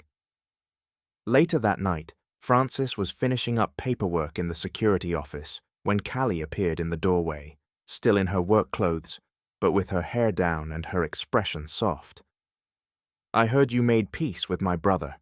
That must have taken a lot of self-control." "He apologized, seemed genuine." Francis leaned back in his chair, studying Callie. "Are you happy?" The question clearly caught her off guard. "What?" "Benson said I make you happy. Is that true?" Callie was quiet for a long moment, and Frances watched emotions flicker across her face too fast to identify. "Yes," she said finally. "You do. This arrangement was supposed to be purely business, but somewhere along the way, you became someone I actually enjoy spending time with, someone I trust. That's rare for me." Francis felt something warm bloom in his chest. "You make me happy too, which is probably a problem given the whole fake marriage thing." "Probably," Callie agreed, but she was smiling. "Want to grab dinner? Nothing fancy, just that diner we like." They ended up staying at the diner until 2 in the morning, talking about everything and nothing, their fake marriage feeling more real with every passing hour. When Callie's driver finally dropped Francis off at Talon's place, she caught his hand before he could leave. "Francis, I know we said this was just business, but I need you to know that you matter to me. Not as an employee or a convenient husband, but as a person, as my friend." "You matter to me too," Francis said softly. "More than you probably should." Callie smiled, sad and sweet. "Yeah, we're in trouble, aren't we?" "Probably, but I've been in trouble before. We'll figure it out." Francis squeezed her hand gently and then forced himself to let go and walk away, even though part of him wanted to stay. The trouble started on a Saturday afternoon when Francis was off duty, hanging out with Talon, Keeley, and Benson at a local park. It was strange how quickly Benson had integrated into their group, his initial arrogance melting away to reveal someone who was actually funny and surprisingly self-aware. They were sitting on the grass, sharing pizza and arguing about movies, when Benson suddenly sat up straight and grinned at Talon. "You know what? You're like the cool uncle I never had. No, wait, you're like a godfather. Talon, will you be my godfather?"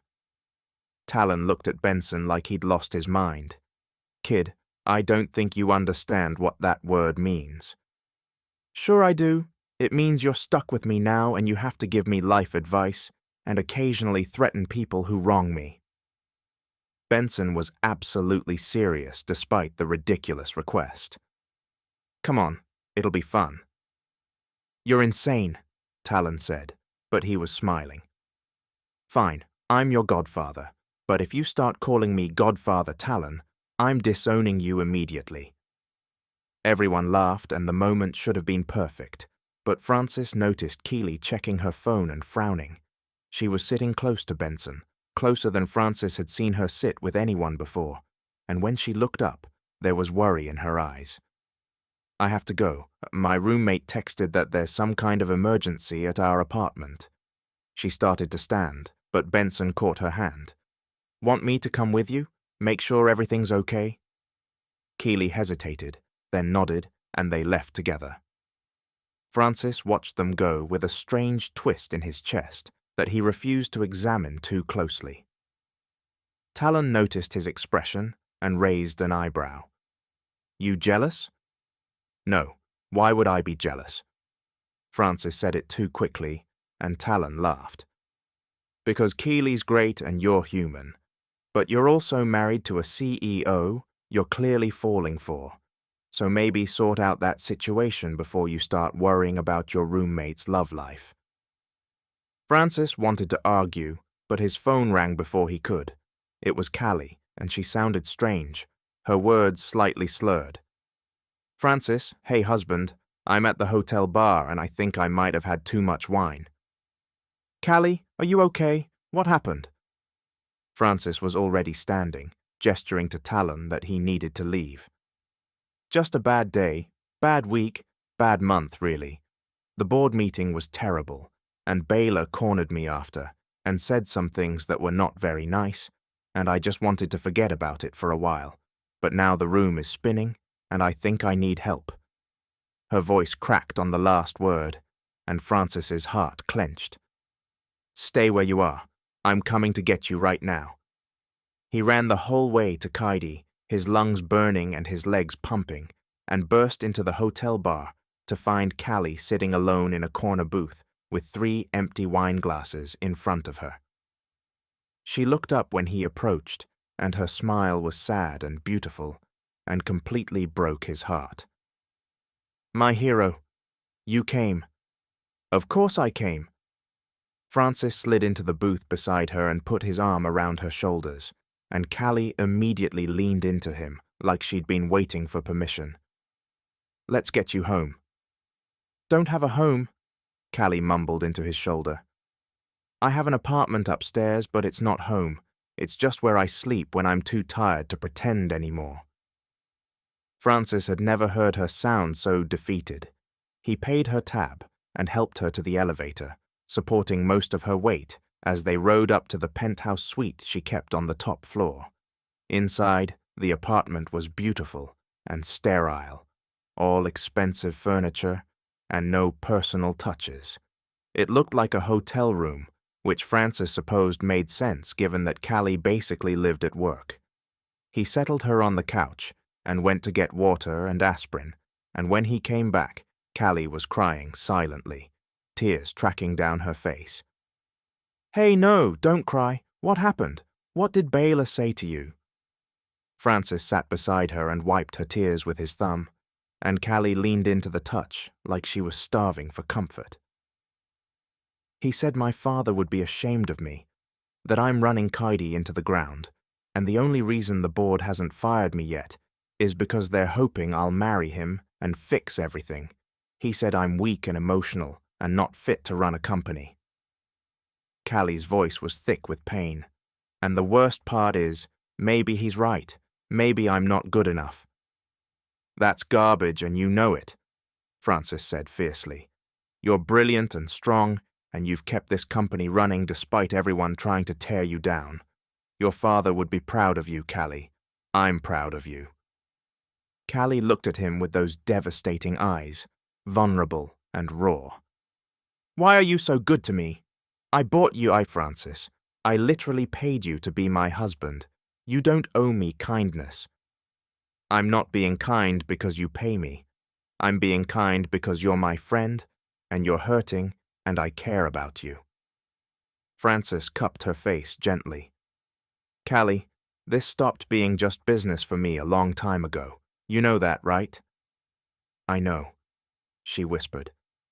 "It stopped being business for me too. Which is terrifying because what happens when this arrangement ends? What happens when the board pressure goes away and you don't need to be married to me anymore? I don't know, but we don't have to figure that out tonight." Francis pulled her close, and Callie buried her face in his chest, her tears soaking through his shirt. They sat like that for a long time, the city lights glowing through the windows, until Callie's breathing evened out and Francis realized she'd fallen asleep. He should leave, should go back to Talon's place and maintain appropriate boundaries, but he couldn't make himself move. Instead, he shifted carefully so they were both lying down on the couch, Callie curled against him and let his own eyes close. He'd deal with the consequences tomorrow. Francis woke to sunlight and the smell of coffee. Callie was gone from the couch, but he could hear movement in the kitchen, and when he sat up, every muscle in his body protested, sleeping on a couch that was definitely not long enough for him.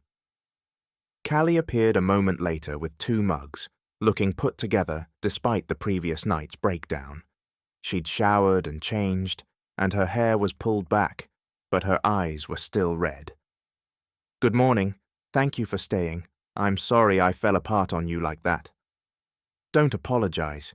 Everyone's allowed to fall apart sometimes." Francis accepted the coffee gratefully. "How are you feeling?" "Embarrassed, hungover, grateful."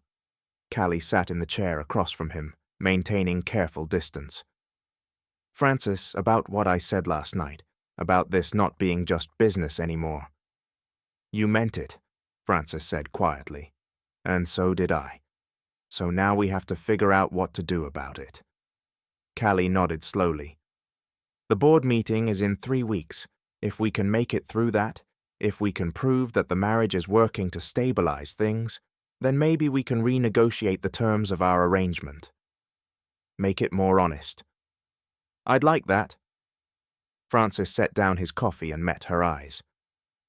Callie, I don't know what this is between us or where it's going, but I know I don't want to lose it. Me neither. Callie's smile was soft and hopeful. So we keep going. Fake marriage on paper, real friendship in practice, and maybe something more if we're both brave enough. Deal.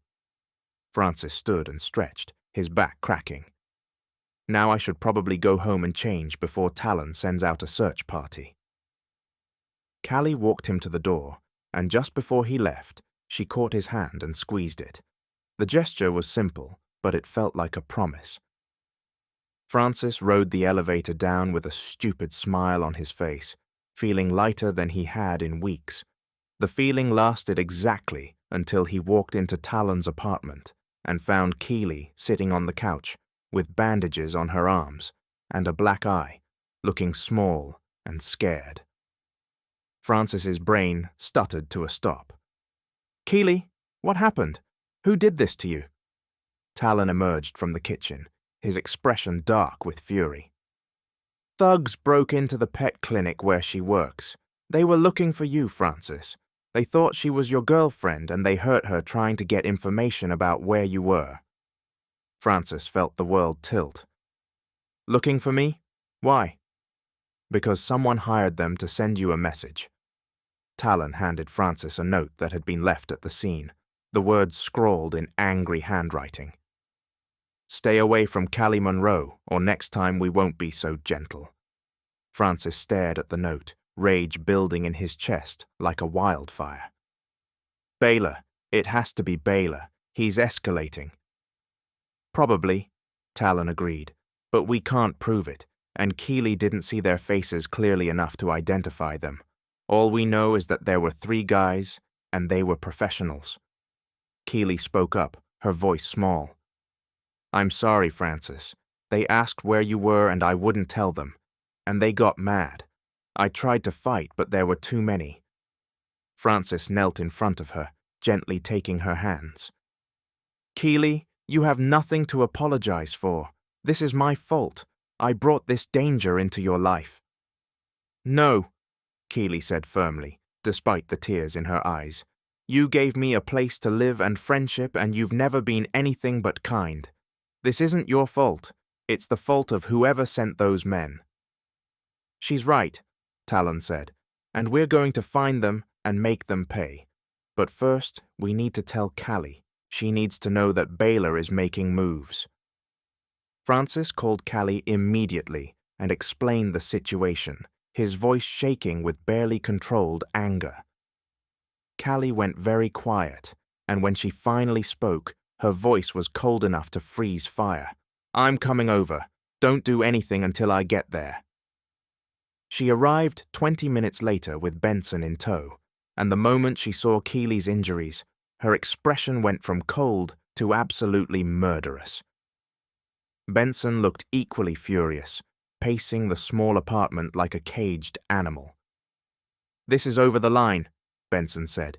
Even for Baylor, we need to go to the police. And tell them what? Callie asked bitterly. That we suspect Baylor Kingston hired some thugs, but we have no proof. They'll laugh us out of the station.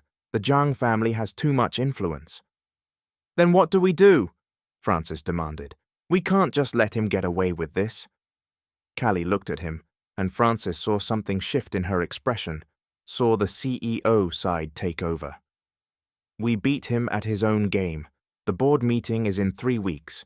If we can hold until then, if we can present a united front and show that Kaidi is stronger with me in charge, then the board will have to side with us. But that means no retaliation, no giving Baylor ammunition to use against us. You want us to just sit here and do nothing while he hurts innocent people? Francis couldn't believe what he was hearing. I want us to be smart. Baylor is hoping we'll react emotionally, that we'll do something he can use to paint us as unstable. We can't give him that satisfaction. Callie turned to Keely. I'm so sorry this happened to you. I'll cover all your medical bills, and I'm moving you to a safe location until this is over. That's non-negotiable. I'm not leaving, Keely said stubbornly. This is my home and Francis is my friend. I'm not running." "Keely," Francis started, but she cut him off. "No, you don't get to make this decision for me. I'm an adult, and I'm choosing to stay. But thank you for the offer." Francis looked at Talon helplessly, and Talon just shrugged. "She's tougher than she looks. We'll keep her safe." The next few days were tense. Francis hired additional security for Talon's building, insisted on walking Keely to and from her internship, and spent every spare moment trying to identify the thugs who'd attacked her. Benson helped, using his connections to dig into Baylor's activities, and what they found was damning. Baylor Kingston had been systematically bribing board members, spreading rumors about Callie's competence, and making quiet threats against anyone who supported her. He'd also been seen meeting with known criminals, though proving he'd hired them to attack Keely was impossible without direct evidence. Francis wanted to confront him directly, wanted to beat the smug expression off his face, but Callie insisted they wait. 3 weeks, she kept saying. "Just hold on for 3 weeks." But Francis's patience ran out when he got a call from the veterinary clinic, where he'd once brought a sick dog. The receptionist's voice was panicked. "Mr. Ridgway, you need to come quick. Someone poisoned one of the dogs in our care, a golden retriever named Max. We think it was meant for you." Francis's blood ran cold. Max was the dog he'd stayed up all night with weeks ago, the one that had belonged to a guard at Cady, who'd become one of Francis's most loyal supporters. Someone had poisoned Max as a message, as a threat. Francis ran to the clinic, his heart pounding, and found Max barely conscious, his breathing shallow. The veterinarian was working frantically, explaining that the poison was sophisticated and expensive, not something a random person would have access to. Max survived, but barely, and Francis sat with him for hours while the dog slept off the worst of the toxins. The guard, a man named Hendrix Cole, arrived with his young daughter, and the little girl cried into Francis's shoulder, asking why someone would hurt her dog. Francis had no answer, just a burning rage that grew hotter with every tear she shed. When he finally left the clinic, it was dark and Francis was done being patient. He called Baylor directly, his voice shaking with fury. "This ends now. You want to come after me? Fine, but you leave innocent people and animals out of it." Baylor laughed on the other end of the line. "I have no idea what you're talking about, but hypothetically, if someone was sending you messages, maybe you should listen. Callie Monroe is mine. She always has been. Our families agreed to this marriage years ago, and some delivery rat with delusions of grandeur isn't going to change that. Walk away, Francis, before you get really hurt." "Never," Francis said. "And when I bring you down, it's going to be permanent." He hung up before Baylor could respond and immediately called Callie. She answered on the first ring. "Francis, what happened? You sound upset." "I'm done waiting. Baylor poisoned Max. He hurt Keely, and he's not going to stop. We need to move up the board meeting, force his hand before he can do more damage." "Francis, we can't." "Yes, we can. You're the CEO. Call an emergency meeting and let's end this." There was a long pause, and Francis could hear Callie breathing on the other end. Finally, she spoke. "Okay, you're right. I'll call the meeting for this Friday. But Francis, if we do this, we need to be ready for anything. Baylor is going to fight dirty." "So will we," Francis promised, "whatever it takes." The next few days were a whirlwind of preparation. Callie pulled together financial reports showing Kaidi's growth under her leadership. Francis worked with the security team to document every suspicious incident that could be traced back to the Zhang family's influence. Benson used his connections to gather dirt on Baylor, finding evidence of bribes and threats that were circumstantial but damning. The night before the meeting, Francis couldn't sleep. He paced Talon's apartment until 2 in the morning, running through scenarios in his head. They had a good case, But would it be enough? The board was full of people who'd been loyal to the Jiang family for years. Changing their minds would take more than evidence. It would take a miracle. His phone buzzed with a text from Callie. "Can't sleep either. Want to meet at the diner." Francis grabbed his jacket and headed out into the cool night air. The diner was nearly empty at this hour, just a few truck drivers and night shift workers grabbing coffee. Callie was already there, sitting in their usual booth, and she looked as exhausted as Francis felt. "Big day tomorrow," she said, as Francis slid in across from her. "Biggest of my life, probably." Francis reached across the table and took her hand. "We're going to win. I really believe that." "I wish I had your confidence." Callie's fingers tightened around his. "Francis, if this goes badly, if the board sides with Baylor, I want you to know that meeting you was the best thing that happened to me this year. Fake marriage or not, you've been the most real friend I've ever had." "It's not going to go badly," Francis insisted. "But if it does, you'll still have me. No matter what the board decides, I'm not going anywhere." Callie smiled, sad and sweet. "You're too good for me, you know that?" "Impossible. I'm a broke delivery guy who got lucky." "You're so much more than that." Callie leaned across the table and kissed him, soft and quick. "For luck, tomorrow we fight." Francis touched his lips, stunned. "For luck," he echoed. They sat together until dawn, hands linked across the table, preparing for the battle that would decide everything. The boardroom at Kaidi International Hotel was designed to intimidate. Massive windows overlooked the city, a polished mahogany table stretched the length of the room, and oil paintings of the company's founders glared down from the walls. Francis had been in this room once before, briefly, and it had made him feel small and out of place. Today, standing beside Callie as shareholders filed in, he felt different. Today, he belonged here. The board members arrived in clusters, whispering among themselves and shooting curious glances at Francis. He recognized some faces from hotel events, others from news articles about the business world.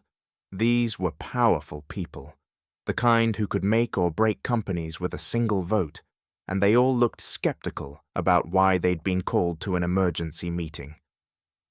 Wesley Harrington was there, naturally, sitting on the side of the table that Francis had mentally labeled as enemy territory. He smirked when he saw Francis, confident and smug.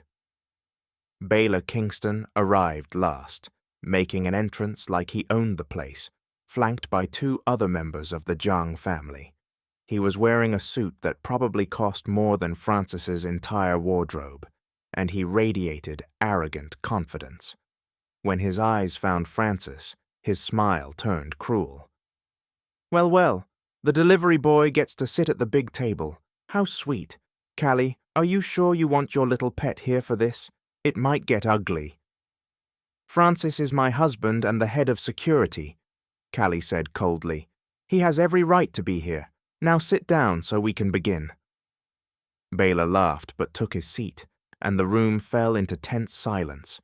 Callie stood at the head of the table, all business and control, and Francis felt a surge of pride.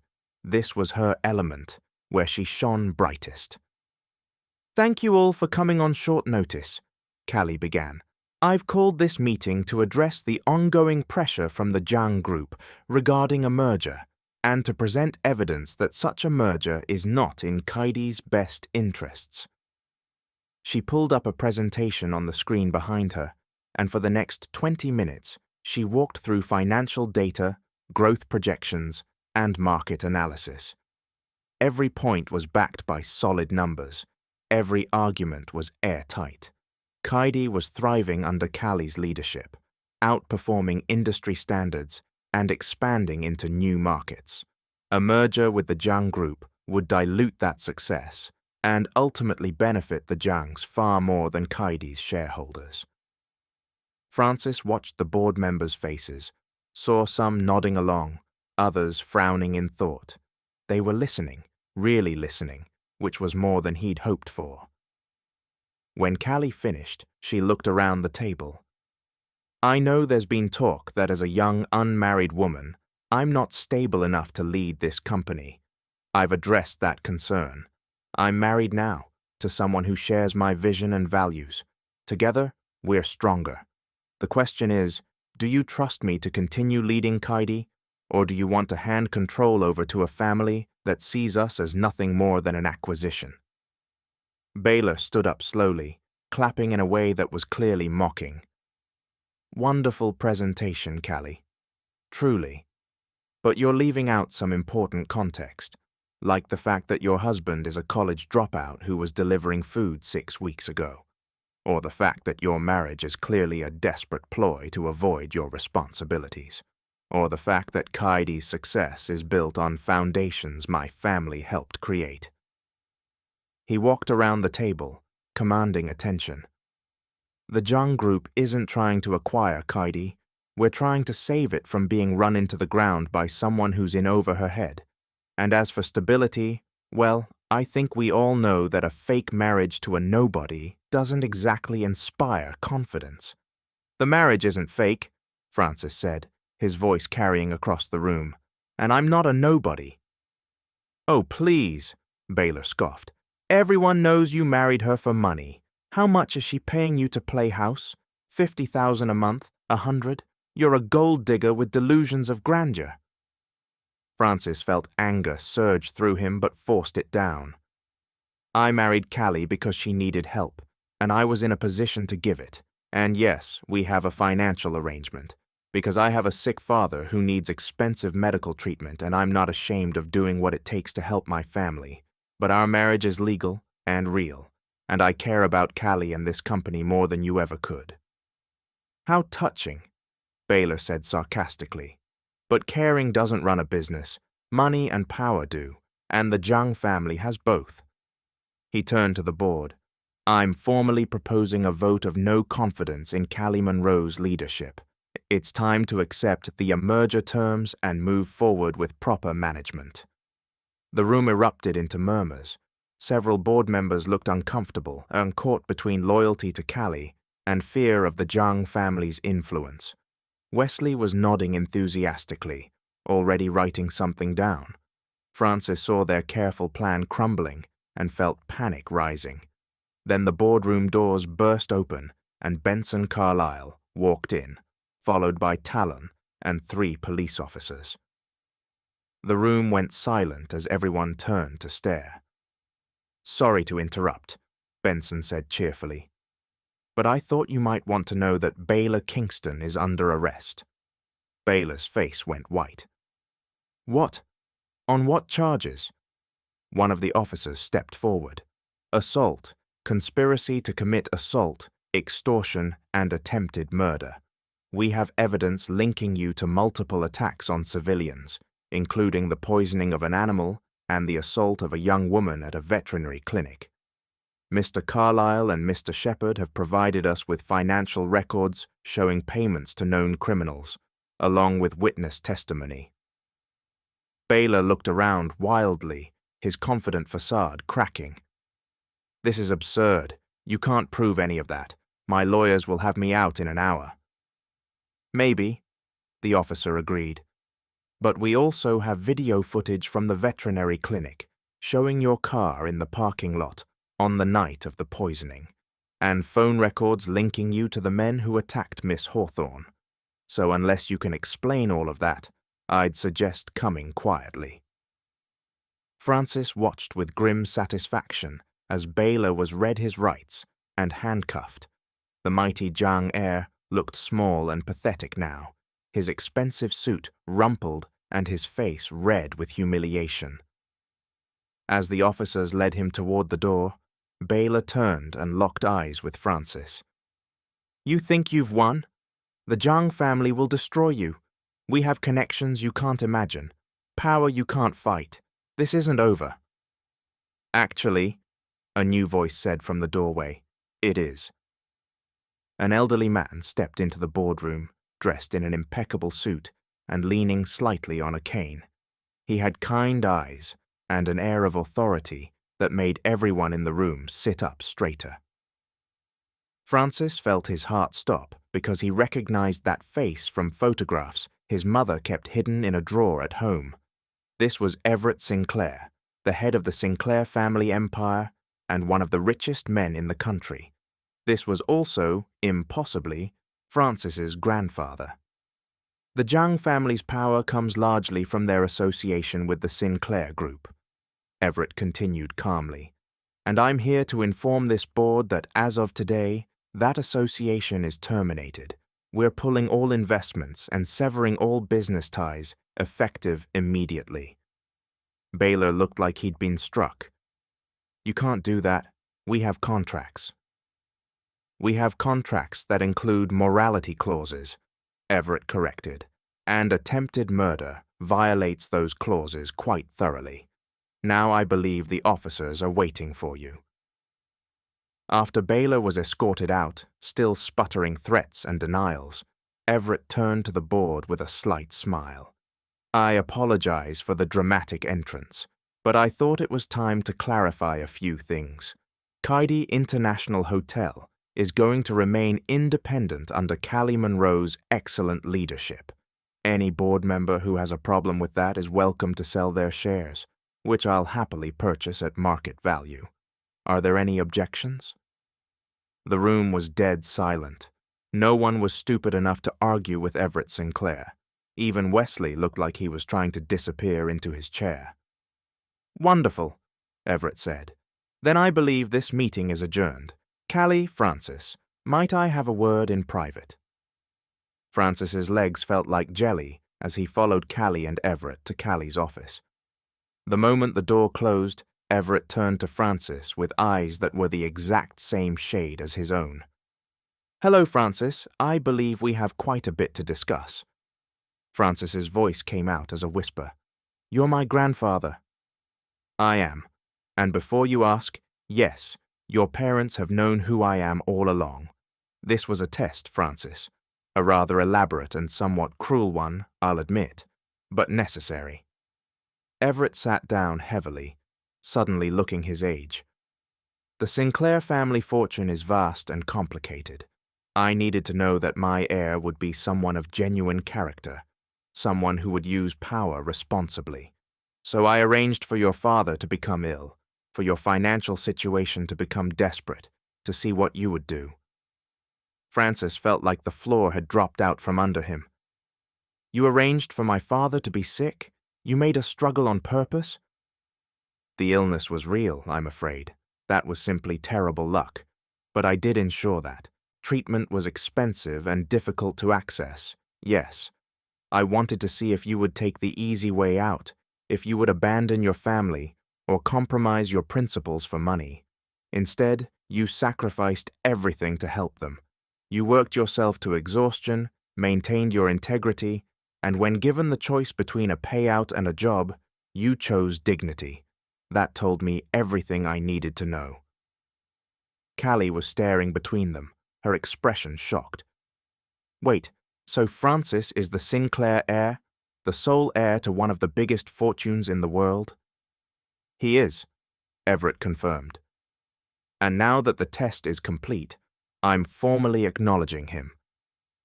Francis, your father's medical bills will be covered completely going forward. Your family will be provided for. And when you're ready, I'd like to begin training you to eventually take over the Sinclair Group.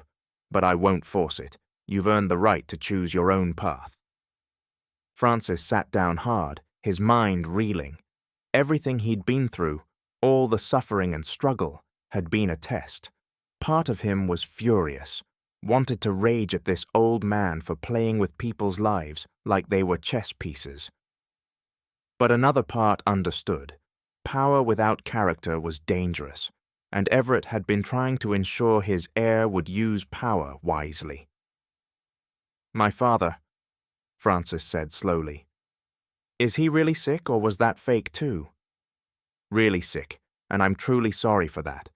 But he's been receiving the best possible care. I've made sure of it.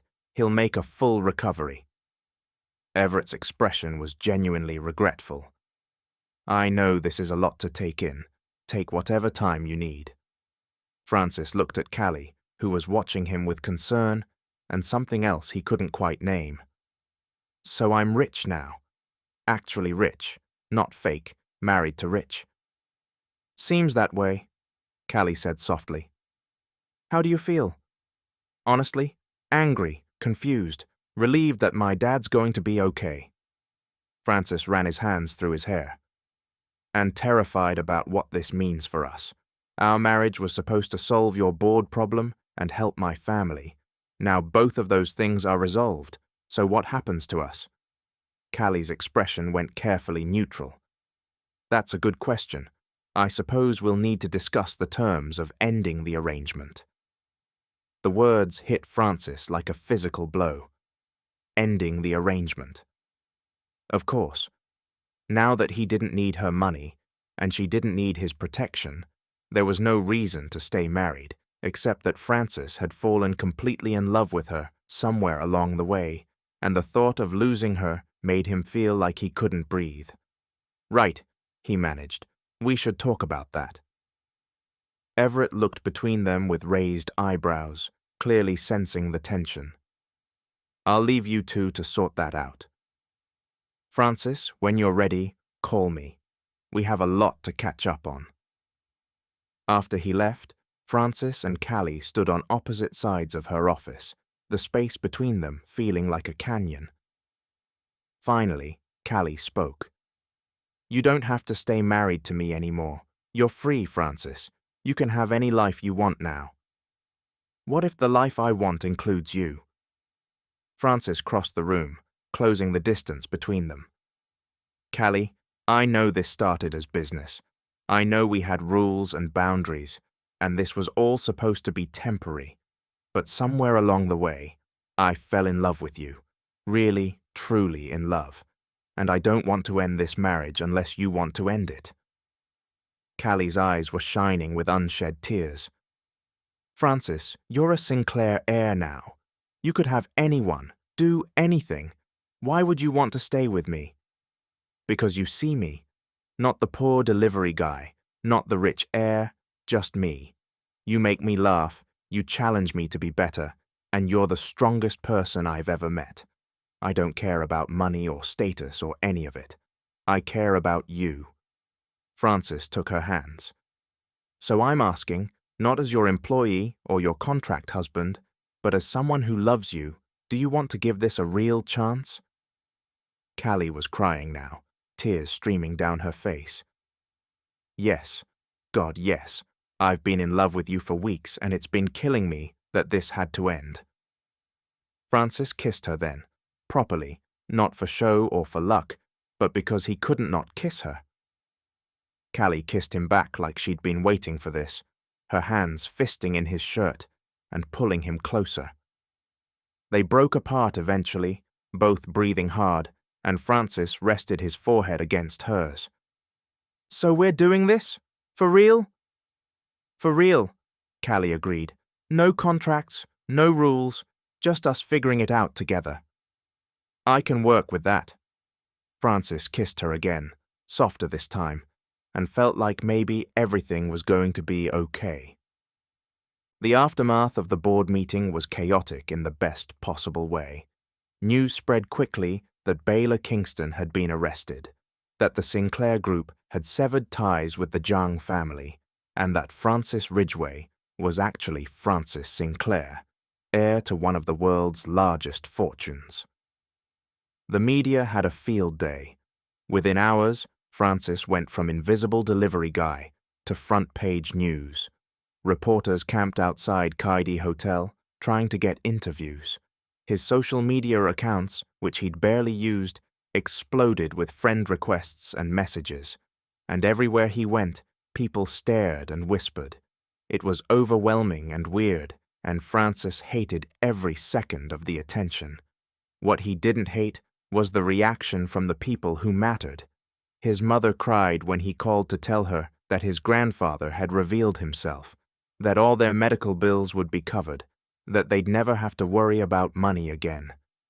His father, weak but recovering in his hospital bed, just laughed and said he'd known Francis would turn out special, and Talon, Keeley, and Benson threw him the world's most chaotic celebration party, complete with cheap beer and expensive champagne that Benson had stolen from his sister's private collection. To Francis, Talon said, raising his glass, who went from sleeping on my couch to being richer than God in less than 2 months. Don't forget us little people. Never, Francis promised, and he meant it. These were his real friends, the people who'd seen him at his lowest and cared anyway. Money didn't change that. Keeley hugged him tight, her bruises finally fading to yellow. I'm so happy for you. And I'm glad you and Callie are making it work for real. She's good for you. She really is, Francis agreed. Speaking of Callie, she was handling her own aftermath. With Baylor arrested and the Zhang family in disarray, the board pressure evaporated overnight. Shareholders who'd been pushing for a merger suddenly remembered why they'd trusted Callie in the first place. Wesley Harrington submitted his resignation, smart enough to know he'd backed the wrong side, and Callie finally had the space to actually run her company without constantly looking over her shoulder. She and Francis decided to keep living separately for now, taking things slow despite technically being married. Callie stayed in her penthouse suite at C0nd0ms.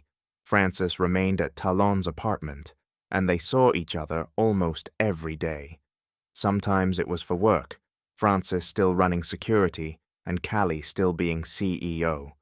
Other times it was for actual dates, dinners at the diner or walks through the park or late-night conversations that stretched until dawn.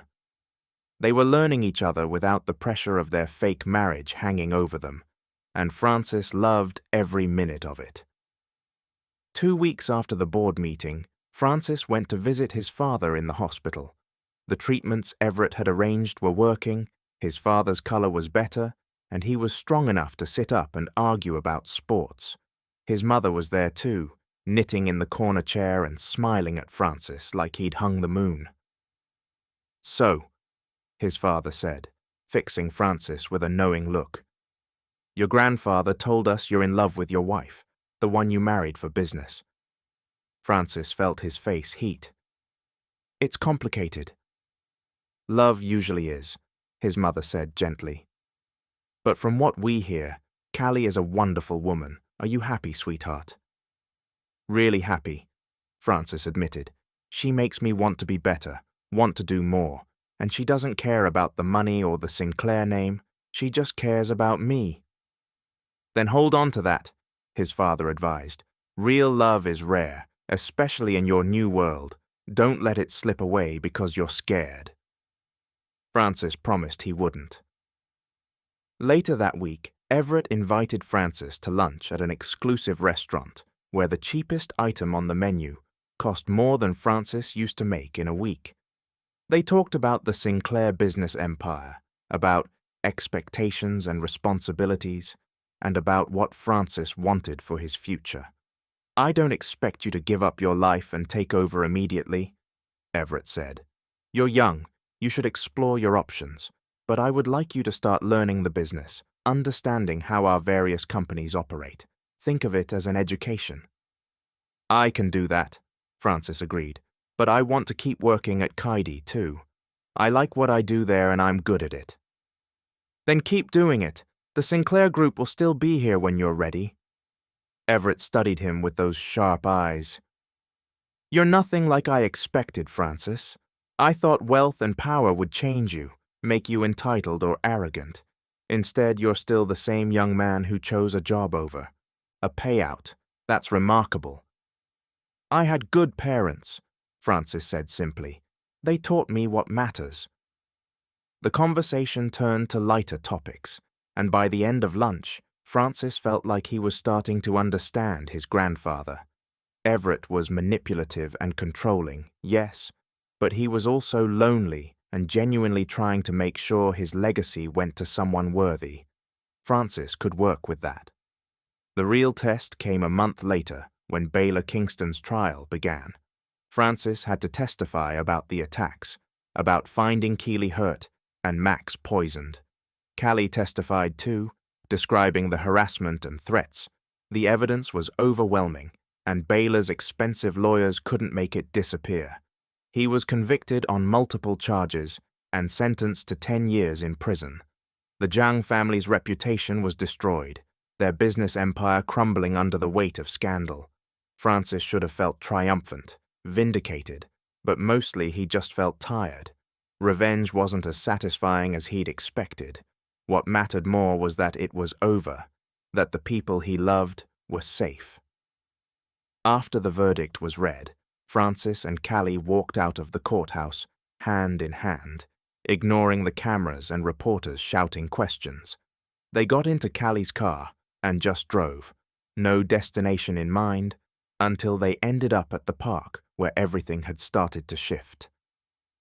They sat on the grass, watching the sunset paint the sky in shades of orange and pink, and Callie leaned against Francis's shoulder. "I've been thinking," she said quietly, "about our marriage." Francis's heart stuttered. "Yeah? We got married for all the wrong reasons, business and desperation and mutual benefit, but we fell in love anyway despite the circumstances. So I was wondering if maybe we could do it again, for the right reasons this time." Callie pulled back and looked at him, her expression nervous and hopeful. "Francis Sinclair, will you marry me? For real this time, with our friends and family there, with vows we actually mean?" Francis felt tears prick his eyes. "Yes, absolutely yes, but on one condition." "What's that?" "I get to propose too, properly, with a ring and a plan and everything." Francis pulled Callie to her feet and dropped to one knee right there in the park, not caring who might be watching. "Callie Monroe, you're the strongest, smartest, most amazing person I've ever met. You gave me a chance when I had nothing. You stood by me when things got hard, and you love me for who I am, not what I have. Will you marry me, again, for keeps this time?" Callie was laughing and crying at the same time. "Yes, you ridiculous man, yes." Francis kissed her there in the fading sunlight, and it felt like coming home. They'd started this journey as strangers bound by a contract, two people using each other to solve their problems. But somewhere along the way, they'd become partners, friends, and finally, genuinely in love. The fake marriage had become the realest thing in Francis's life. The actual wedding happened 3 months later in a small ceremony at C0nd0ms Hotel. Callie wore a simple white dress that made her look like an angel. Francis wore a suit that Everett had insisted on buying, and all their favorite people were there. Talon stood as Francis's best man, making jokes about how his former couch-surfing roommate was now marrying into money. Benson was there too, grinning like an idiot and taking credit for getting them together, even though that wasn't remotely true. Keely caught the bouquet and immediately blushed when Benson winked at her, which made Francis laugh, because apparently those two had been dancing around each other for weeks.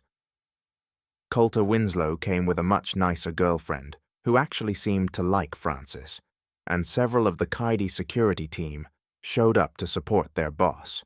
Even Hendrix Cole brought his daughter, who presented Callie with a drawing of Max the dog wearing a crown. Francis's parents sat in the front row, his father healthy and strong, his mother crying happy tears, and Everett Sinclair watched from the side with a satisfied smile, like he'd planned this all along. Maybe he had. When it came time for vows, Callie spoke first. "Francis, when we first met, I hit you with my car and then accidentally sent my brother to beat you up. Not exactly a fairy tale beginning, but you saw past all of that, past the money and the power and the corporate drama, and you chose to help me anyway. You've made me braver, kinder, and happier than I ever thought possible. I promise to love you, support you, and never again let my brother send thugs after you." Everyone laughed and Francis grinned. "Callie, when we first met, I was broke, homeless and desperate. You could have treated me like I was invisible, like so many other rich people did. Instead, you gave me dignity, opportunity, and eventually your heart. You've shown me what it means to be strong and what it means to be kind. I promise to love you, challenge you, and always be honest about what I'm feeling. Also, I promise to stop sleeping on Talon's couch because you've pointed out multiple times that I can actually afford my own place now. More laughter, and then the officiant declared them husband and wife for the second time, and Francis kissed Callie like his life depended on it. At the reception, Francis stood up to give a toast. I want to thank everyone for being here today, especially the people who supported me when I had nothing. Talon, Keely, thank you for giving me a home when I needed one. Coulter, thank you for reminding me that old friends can surprise you. Mom and Dad, thank you for teaching me what really matters. And Callie, thank you for seeing me, for believing in me, and for loving me despite all the chaos. You're my best friend, my partner, and now, officially, my wife. I can't wait to spend the rest of my life with you. Callie raised her glass. To new beginnings, second chances, and love that sneaks up on you when you least expect it. To love, everyone echoed, and Francis looked around at all the faces of people who mattered, people who'd become his family, through choice rather than blood, and felt overwhelmingly grateful. Later that night, after the party wound down and the guests went home, Francis and Callie stood on the roof of Kaidi Hotel, looking out over the city that had brought them together. The lights sparkled like stars, and somewhere out there, Francis's old delivery route wound through streets he'd biked 1,000 times. That life felt like it belonged to someone else now, but Francis didn't regret a single moment of it. Every struggle, every sacrifice, every desperate choice had led him here. "What are you thinking about?" Callie asked, lacing her fingers through his. "How lucky I am," Francis said, honestly. "I started this year with nothing, and I'm ending it with everything that matters. A family that's healthy, friends who care, a job I love, and you, especially you." "We're both lucky," Callie corrected. "I started this year fighting for survival, and now I'm fighting for dreams. You did that, Francis. You made me believe I could have both power and love." "We made each other believe it," Francis said. "That's what partners do." They stood there together as the city moved below them, two people who'd found each other in the chaos and chosen to build something real. The contract marriage was long gone, burned away by genuine feeling and hard-won trust. What remained was love, pure and simple, and absolutely true. Francis pulled Callie close, and she rested her head on his shoulder, both of them content to just exist in this moment. Tomorrow they'd go back to running companies and managing responsibilities and navigating their complicated new life. But tonight, they were just Francis and Callie, two people who'd been brave enough to turn a fake marriage into forever.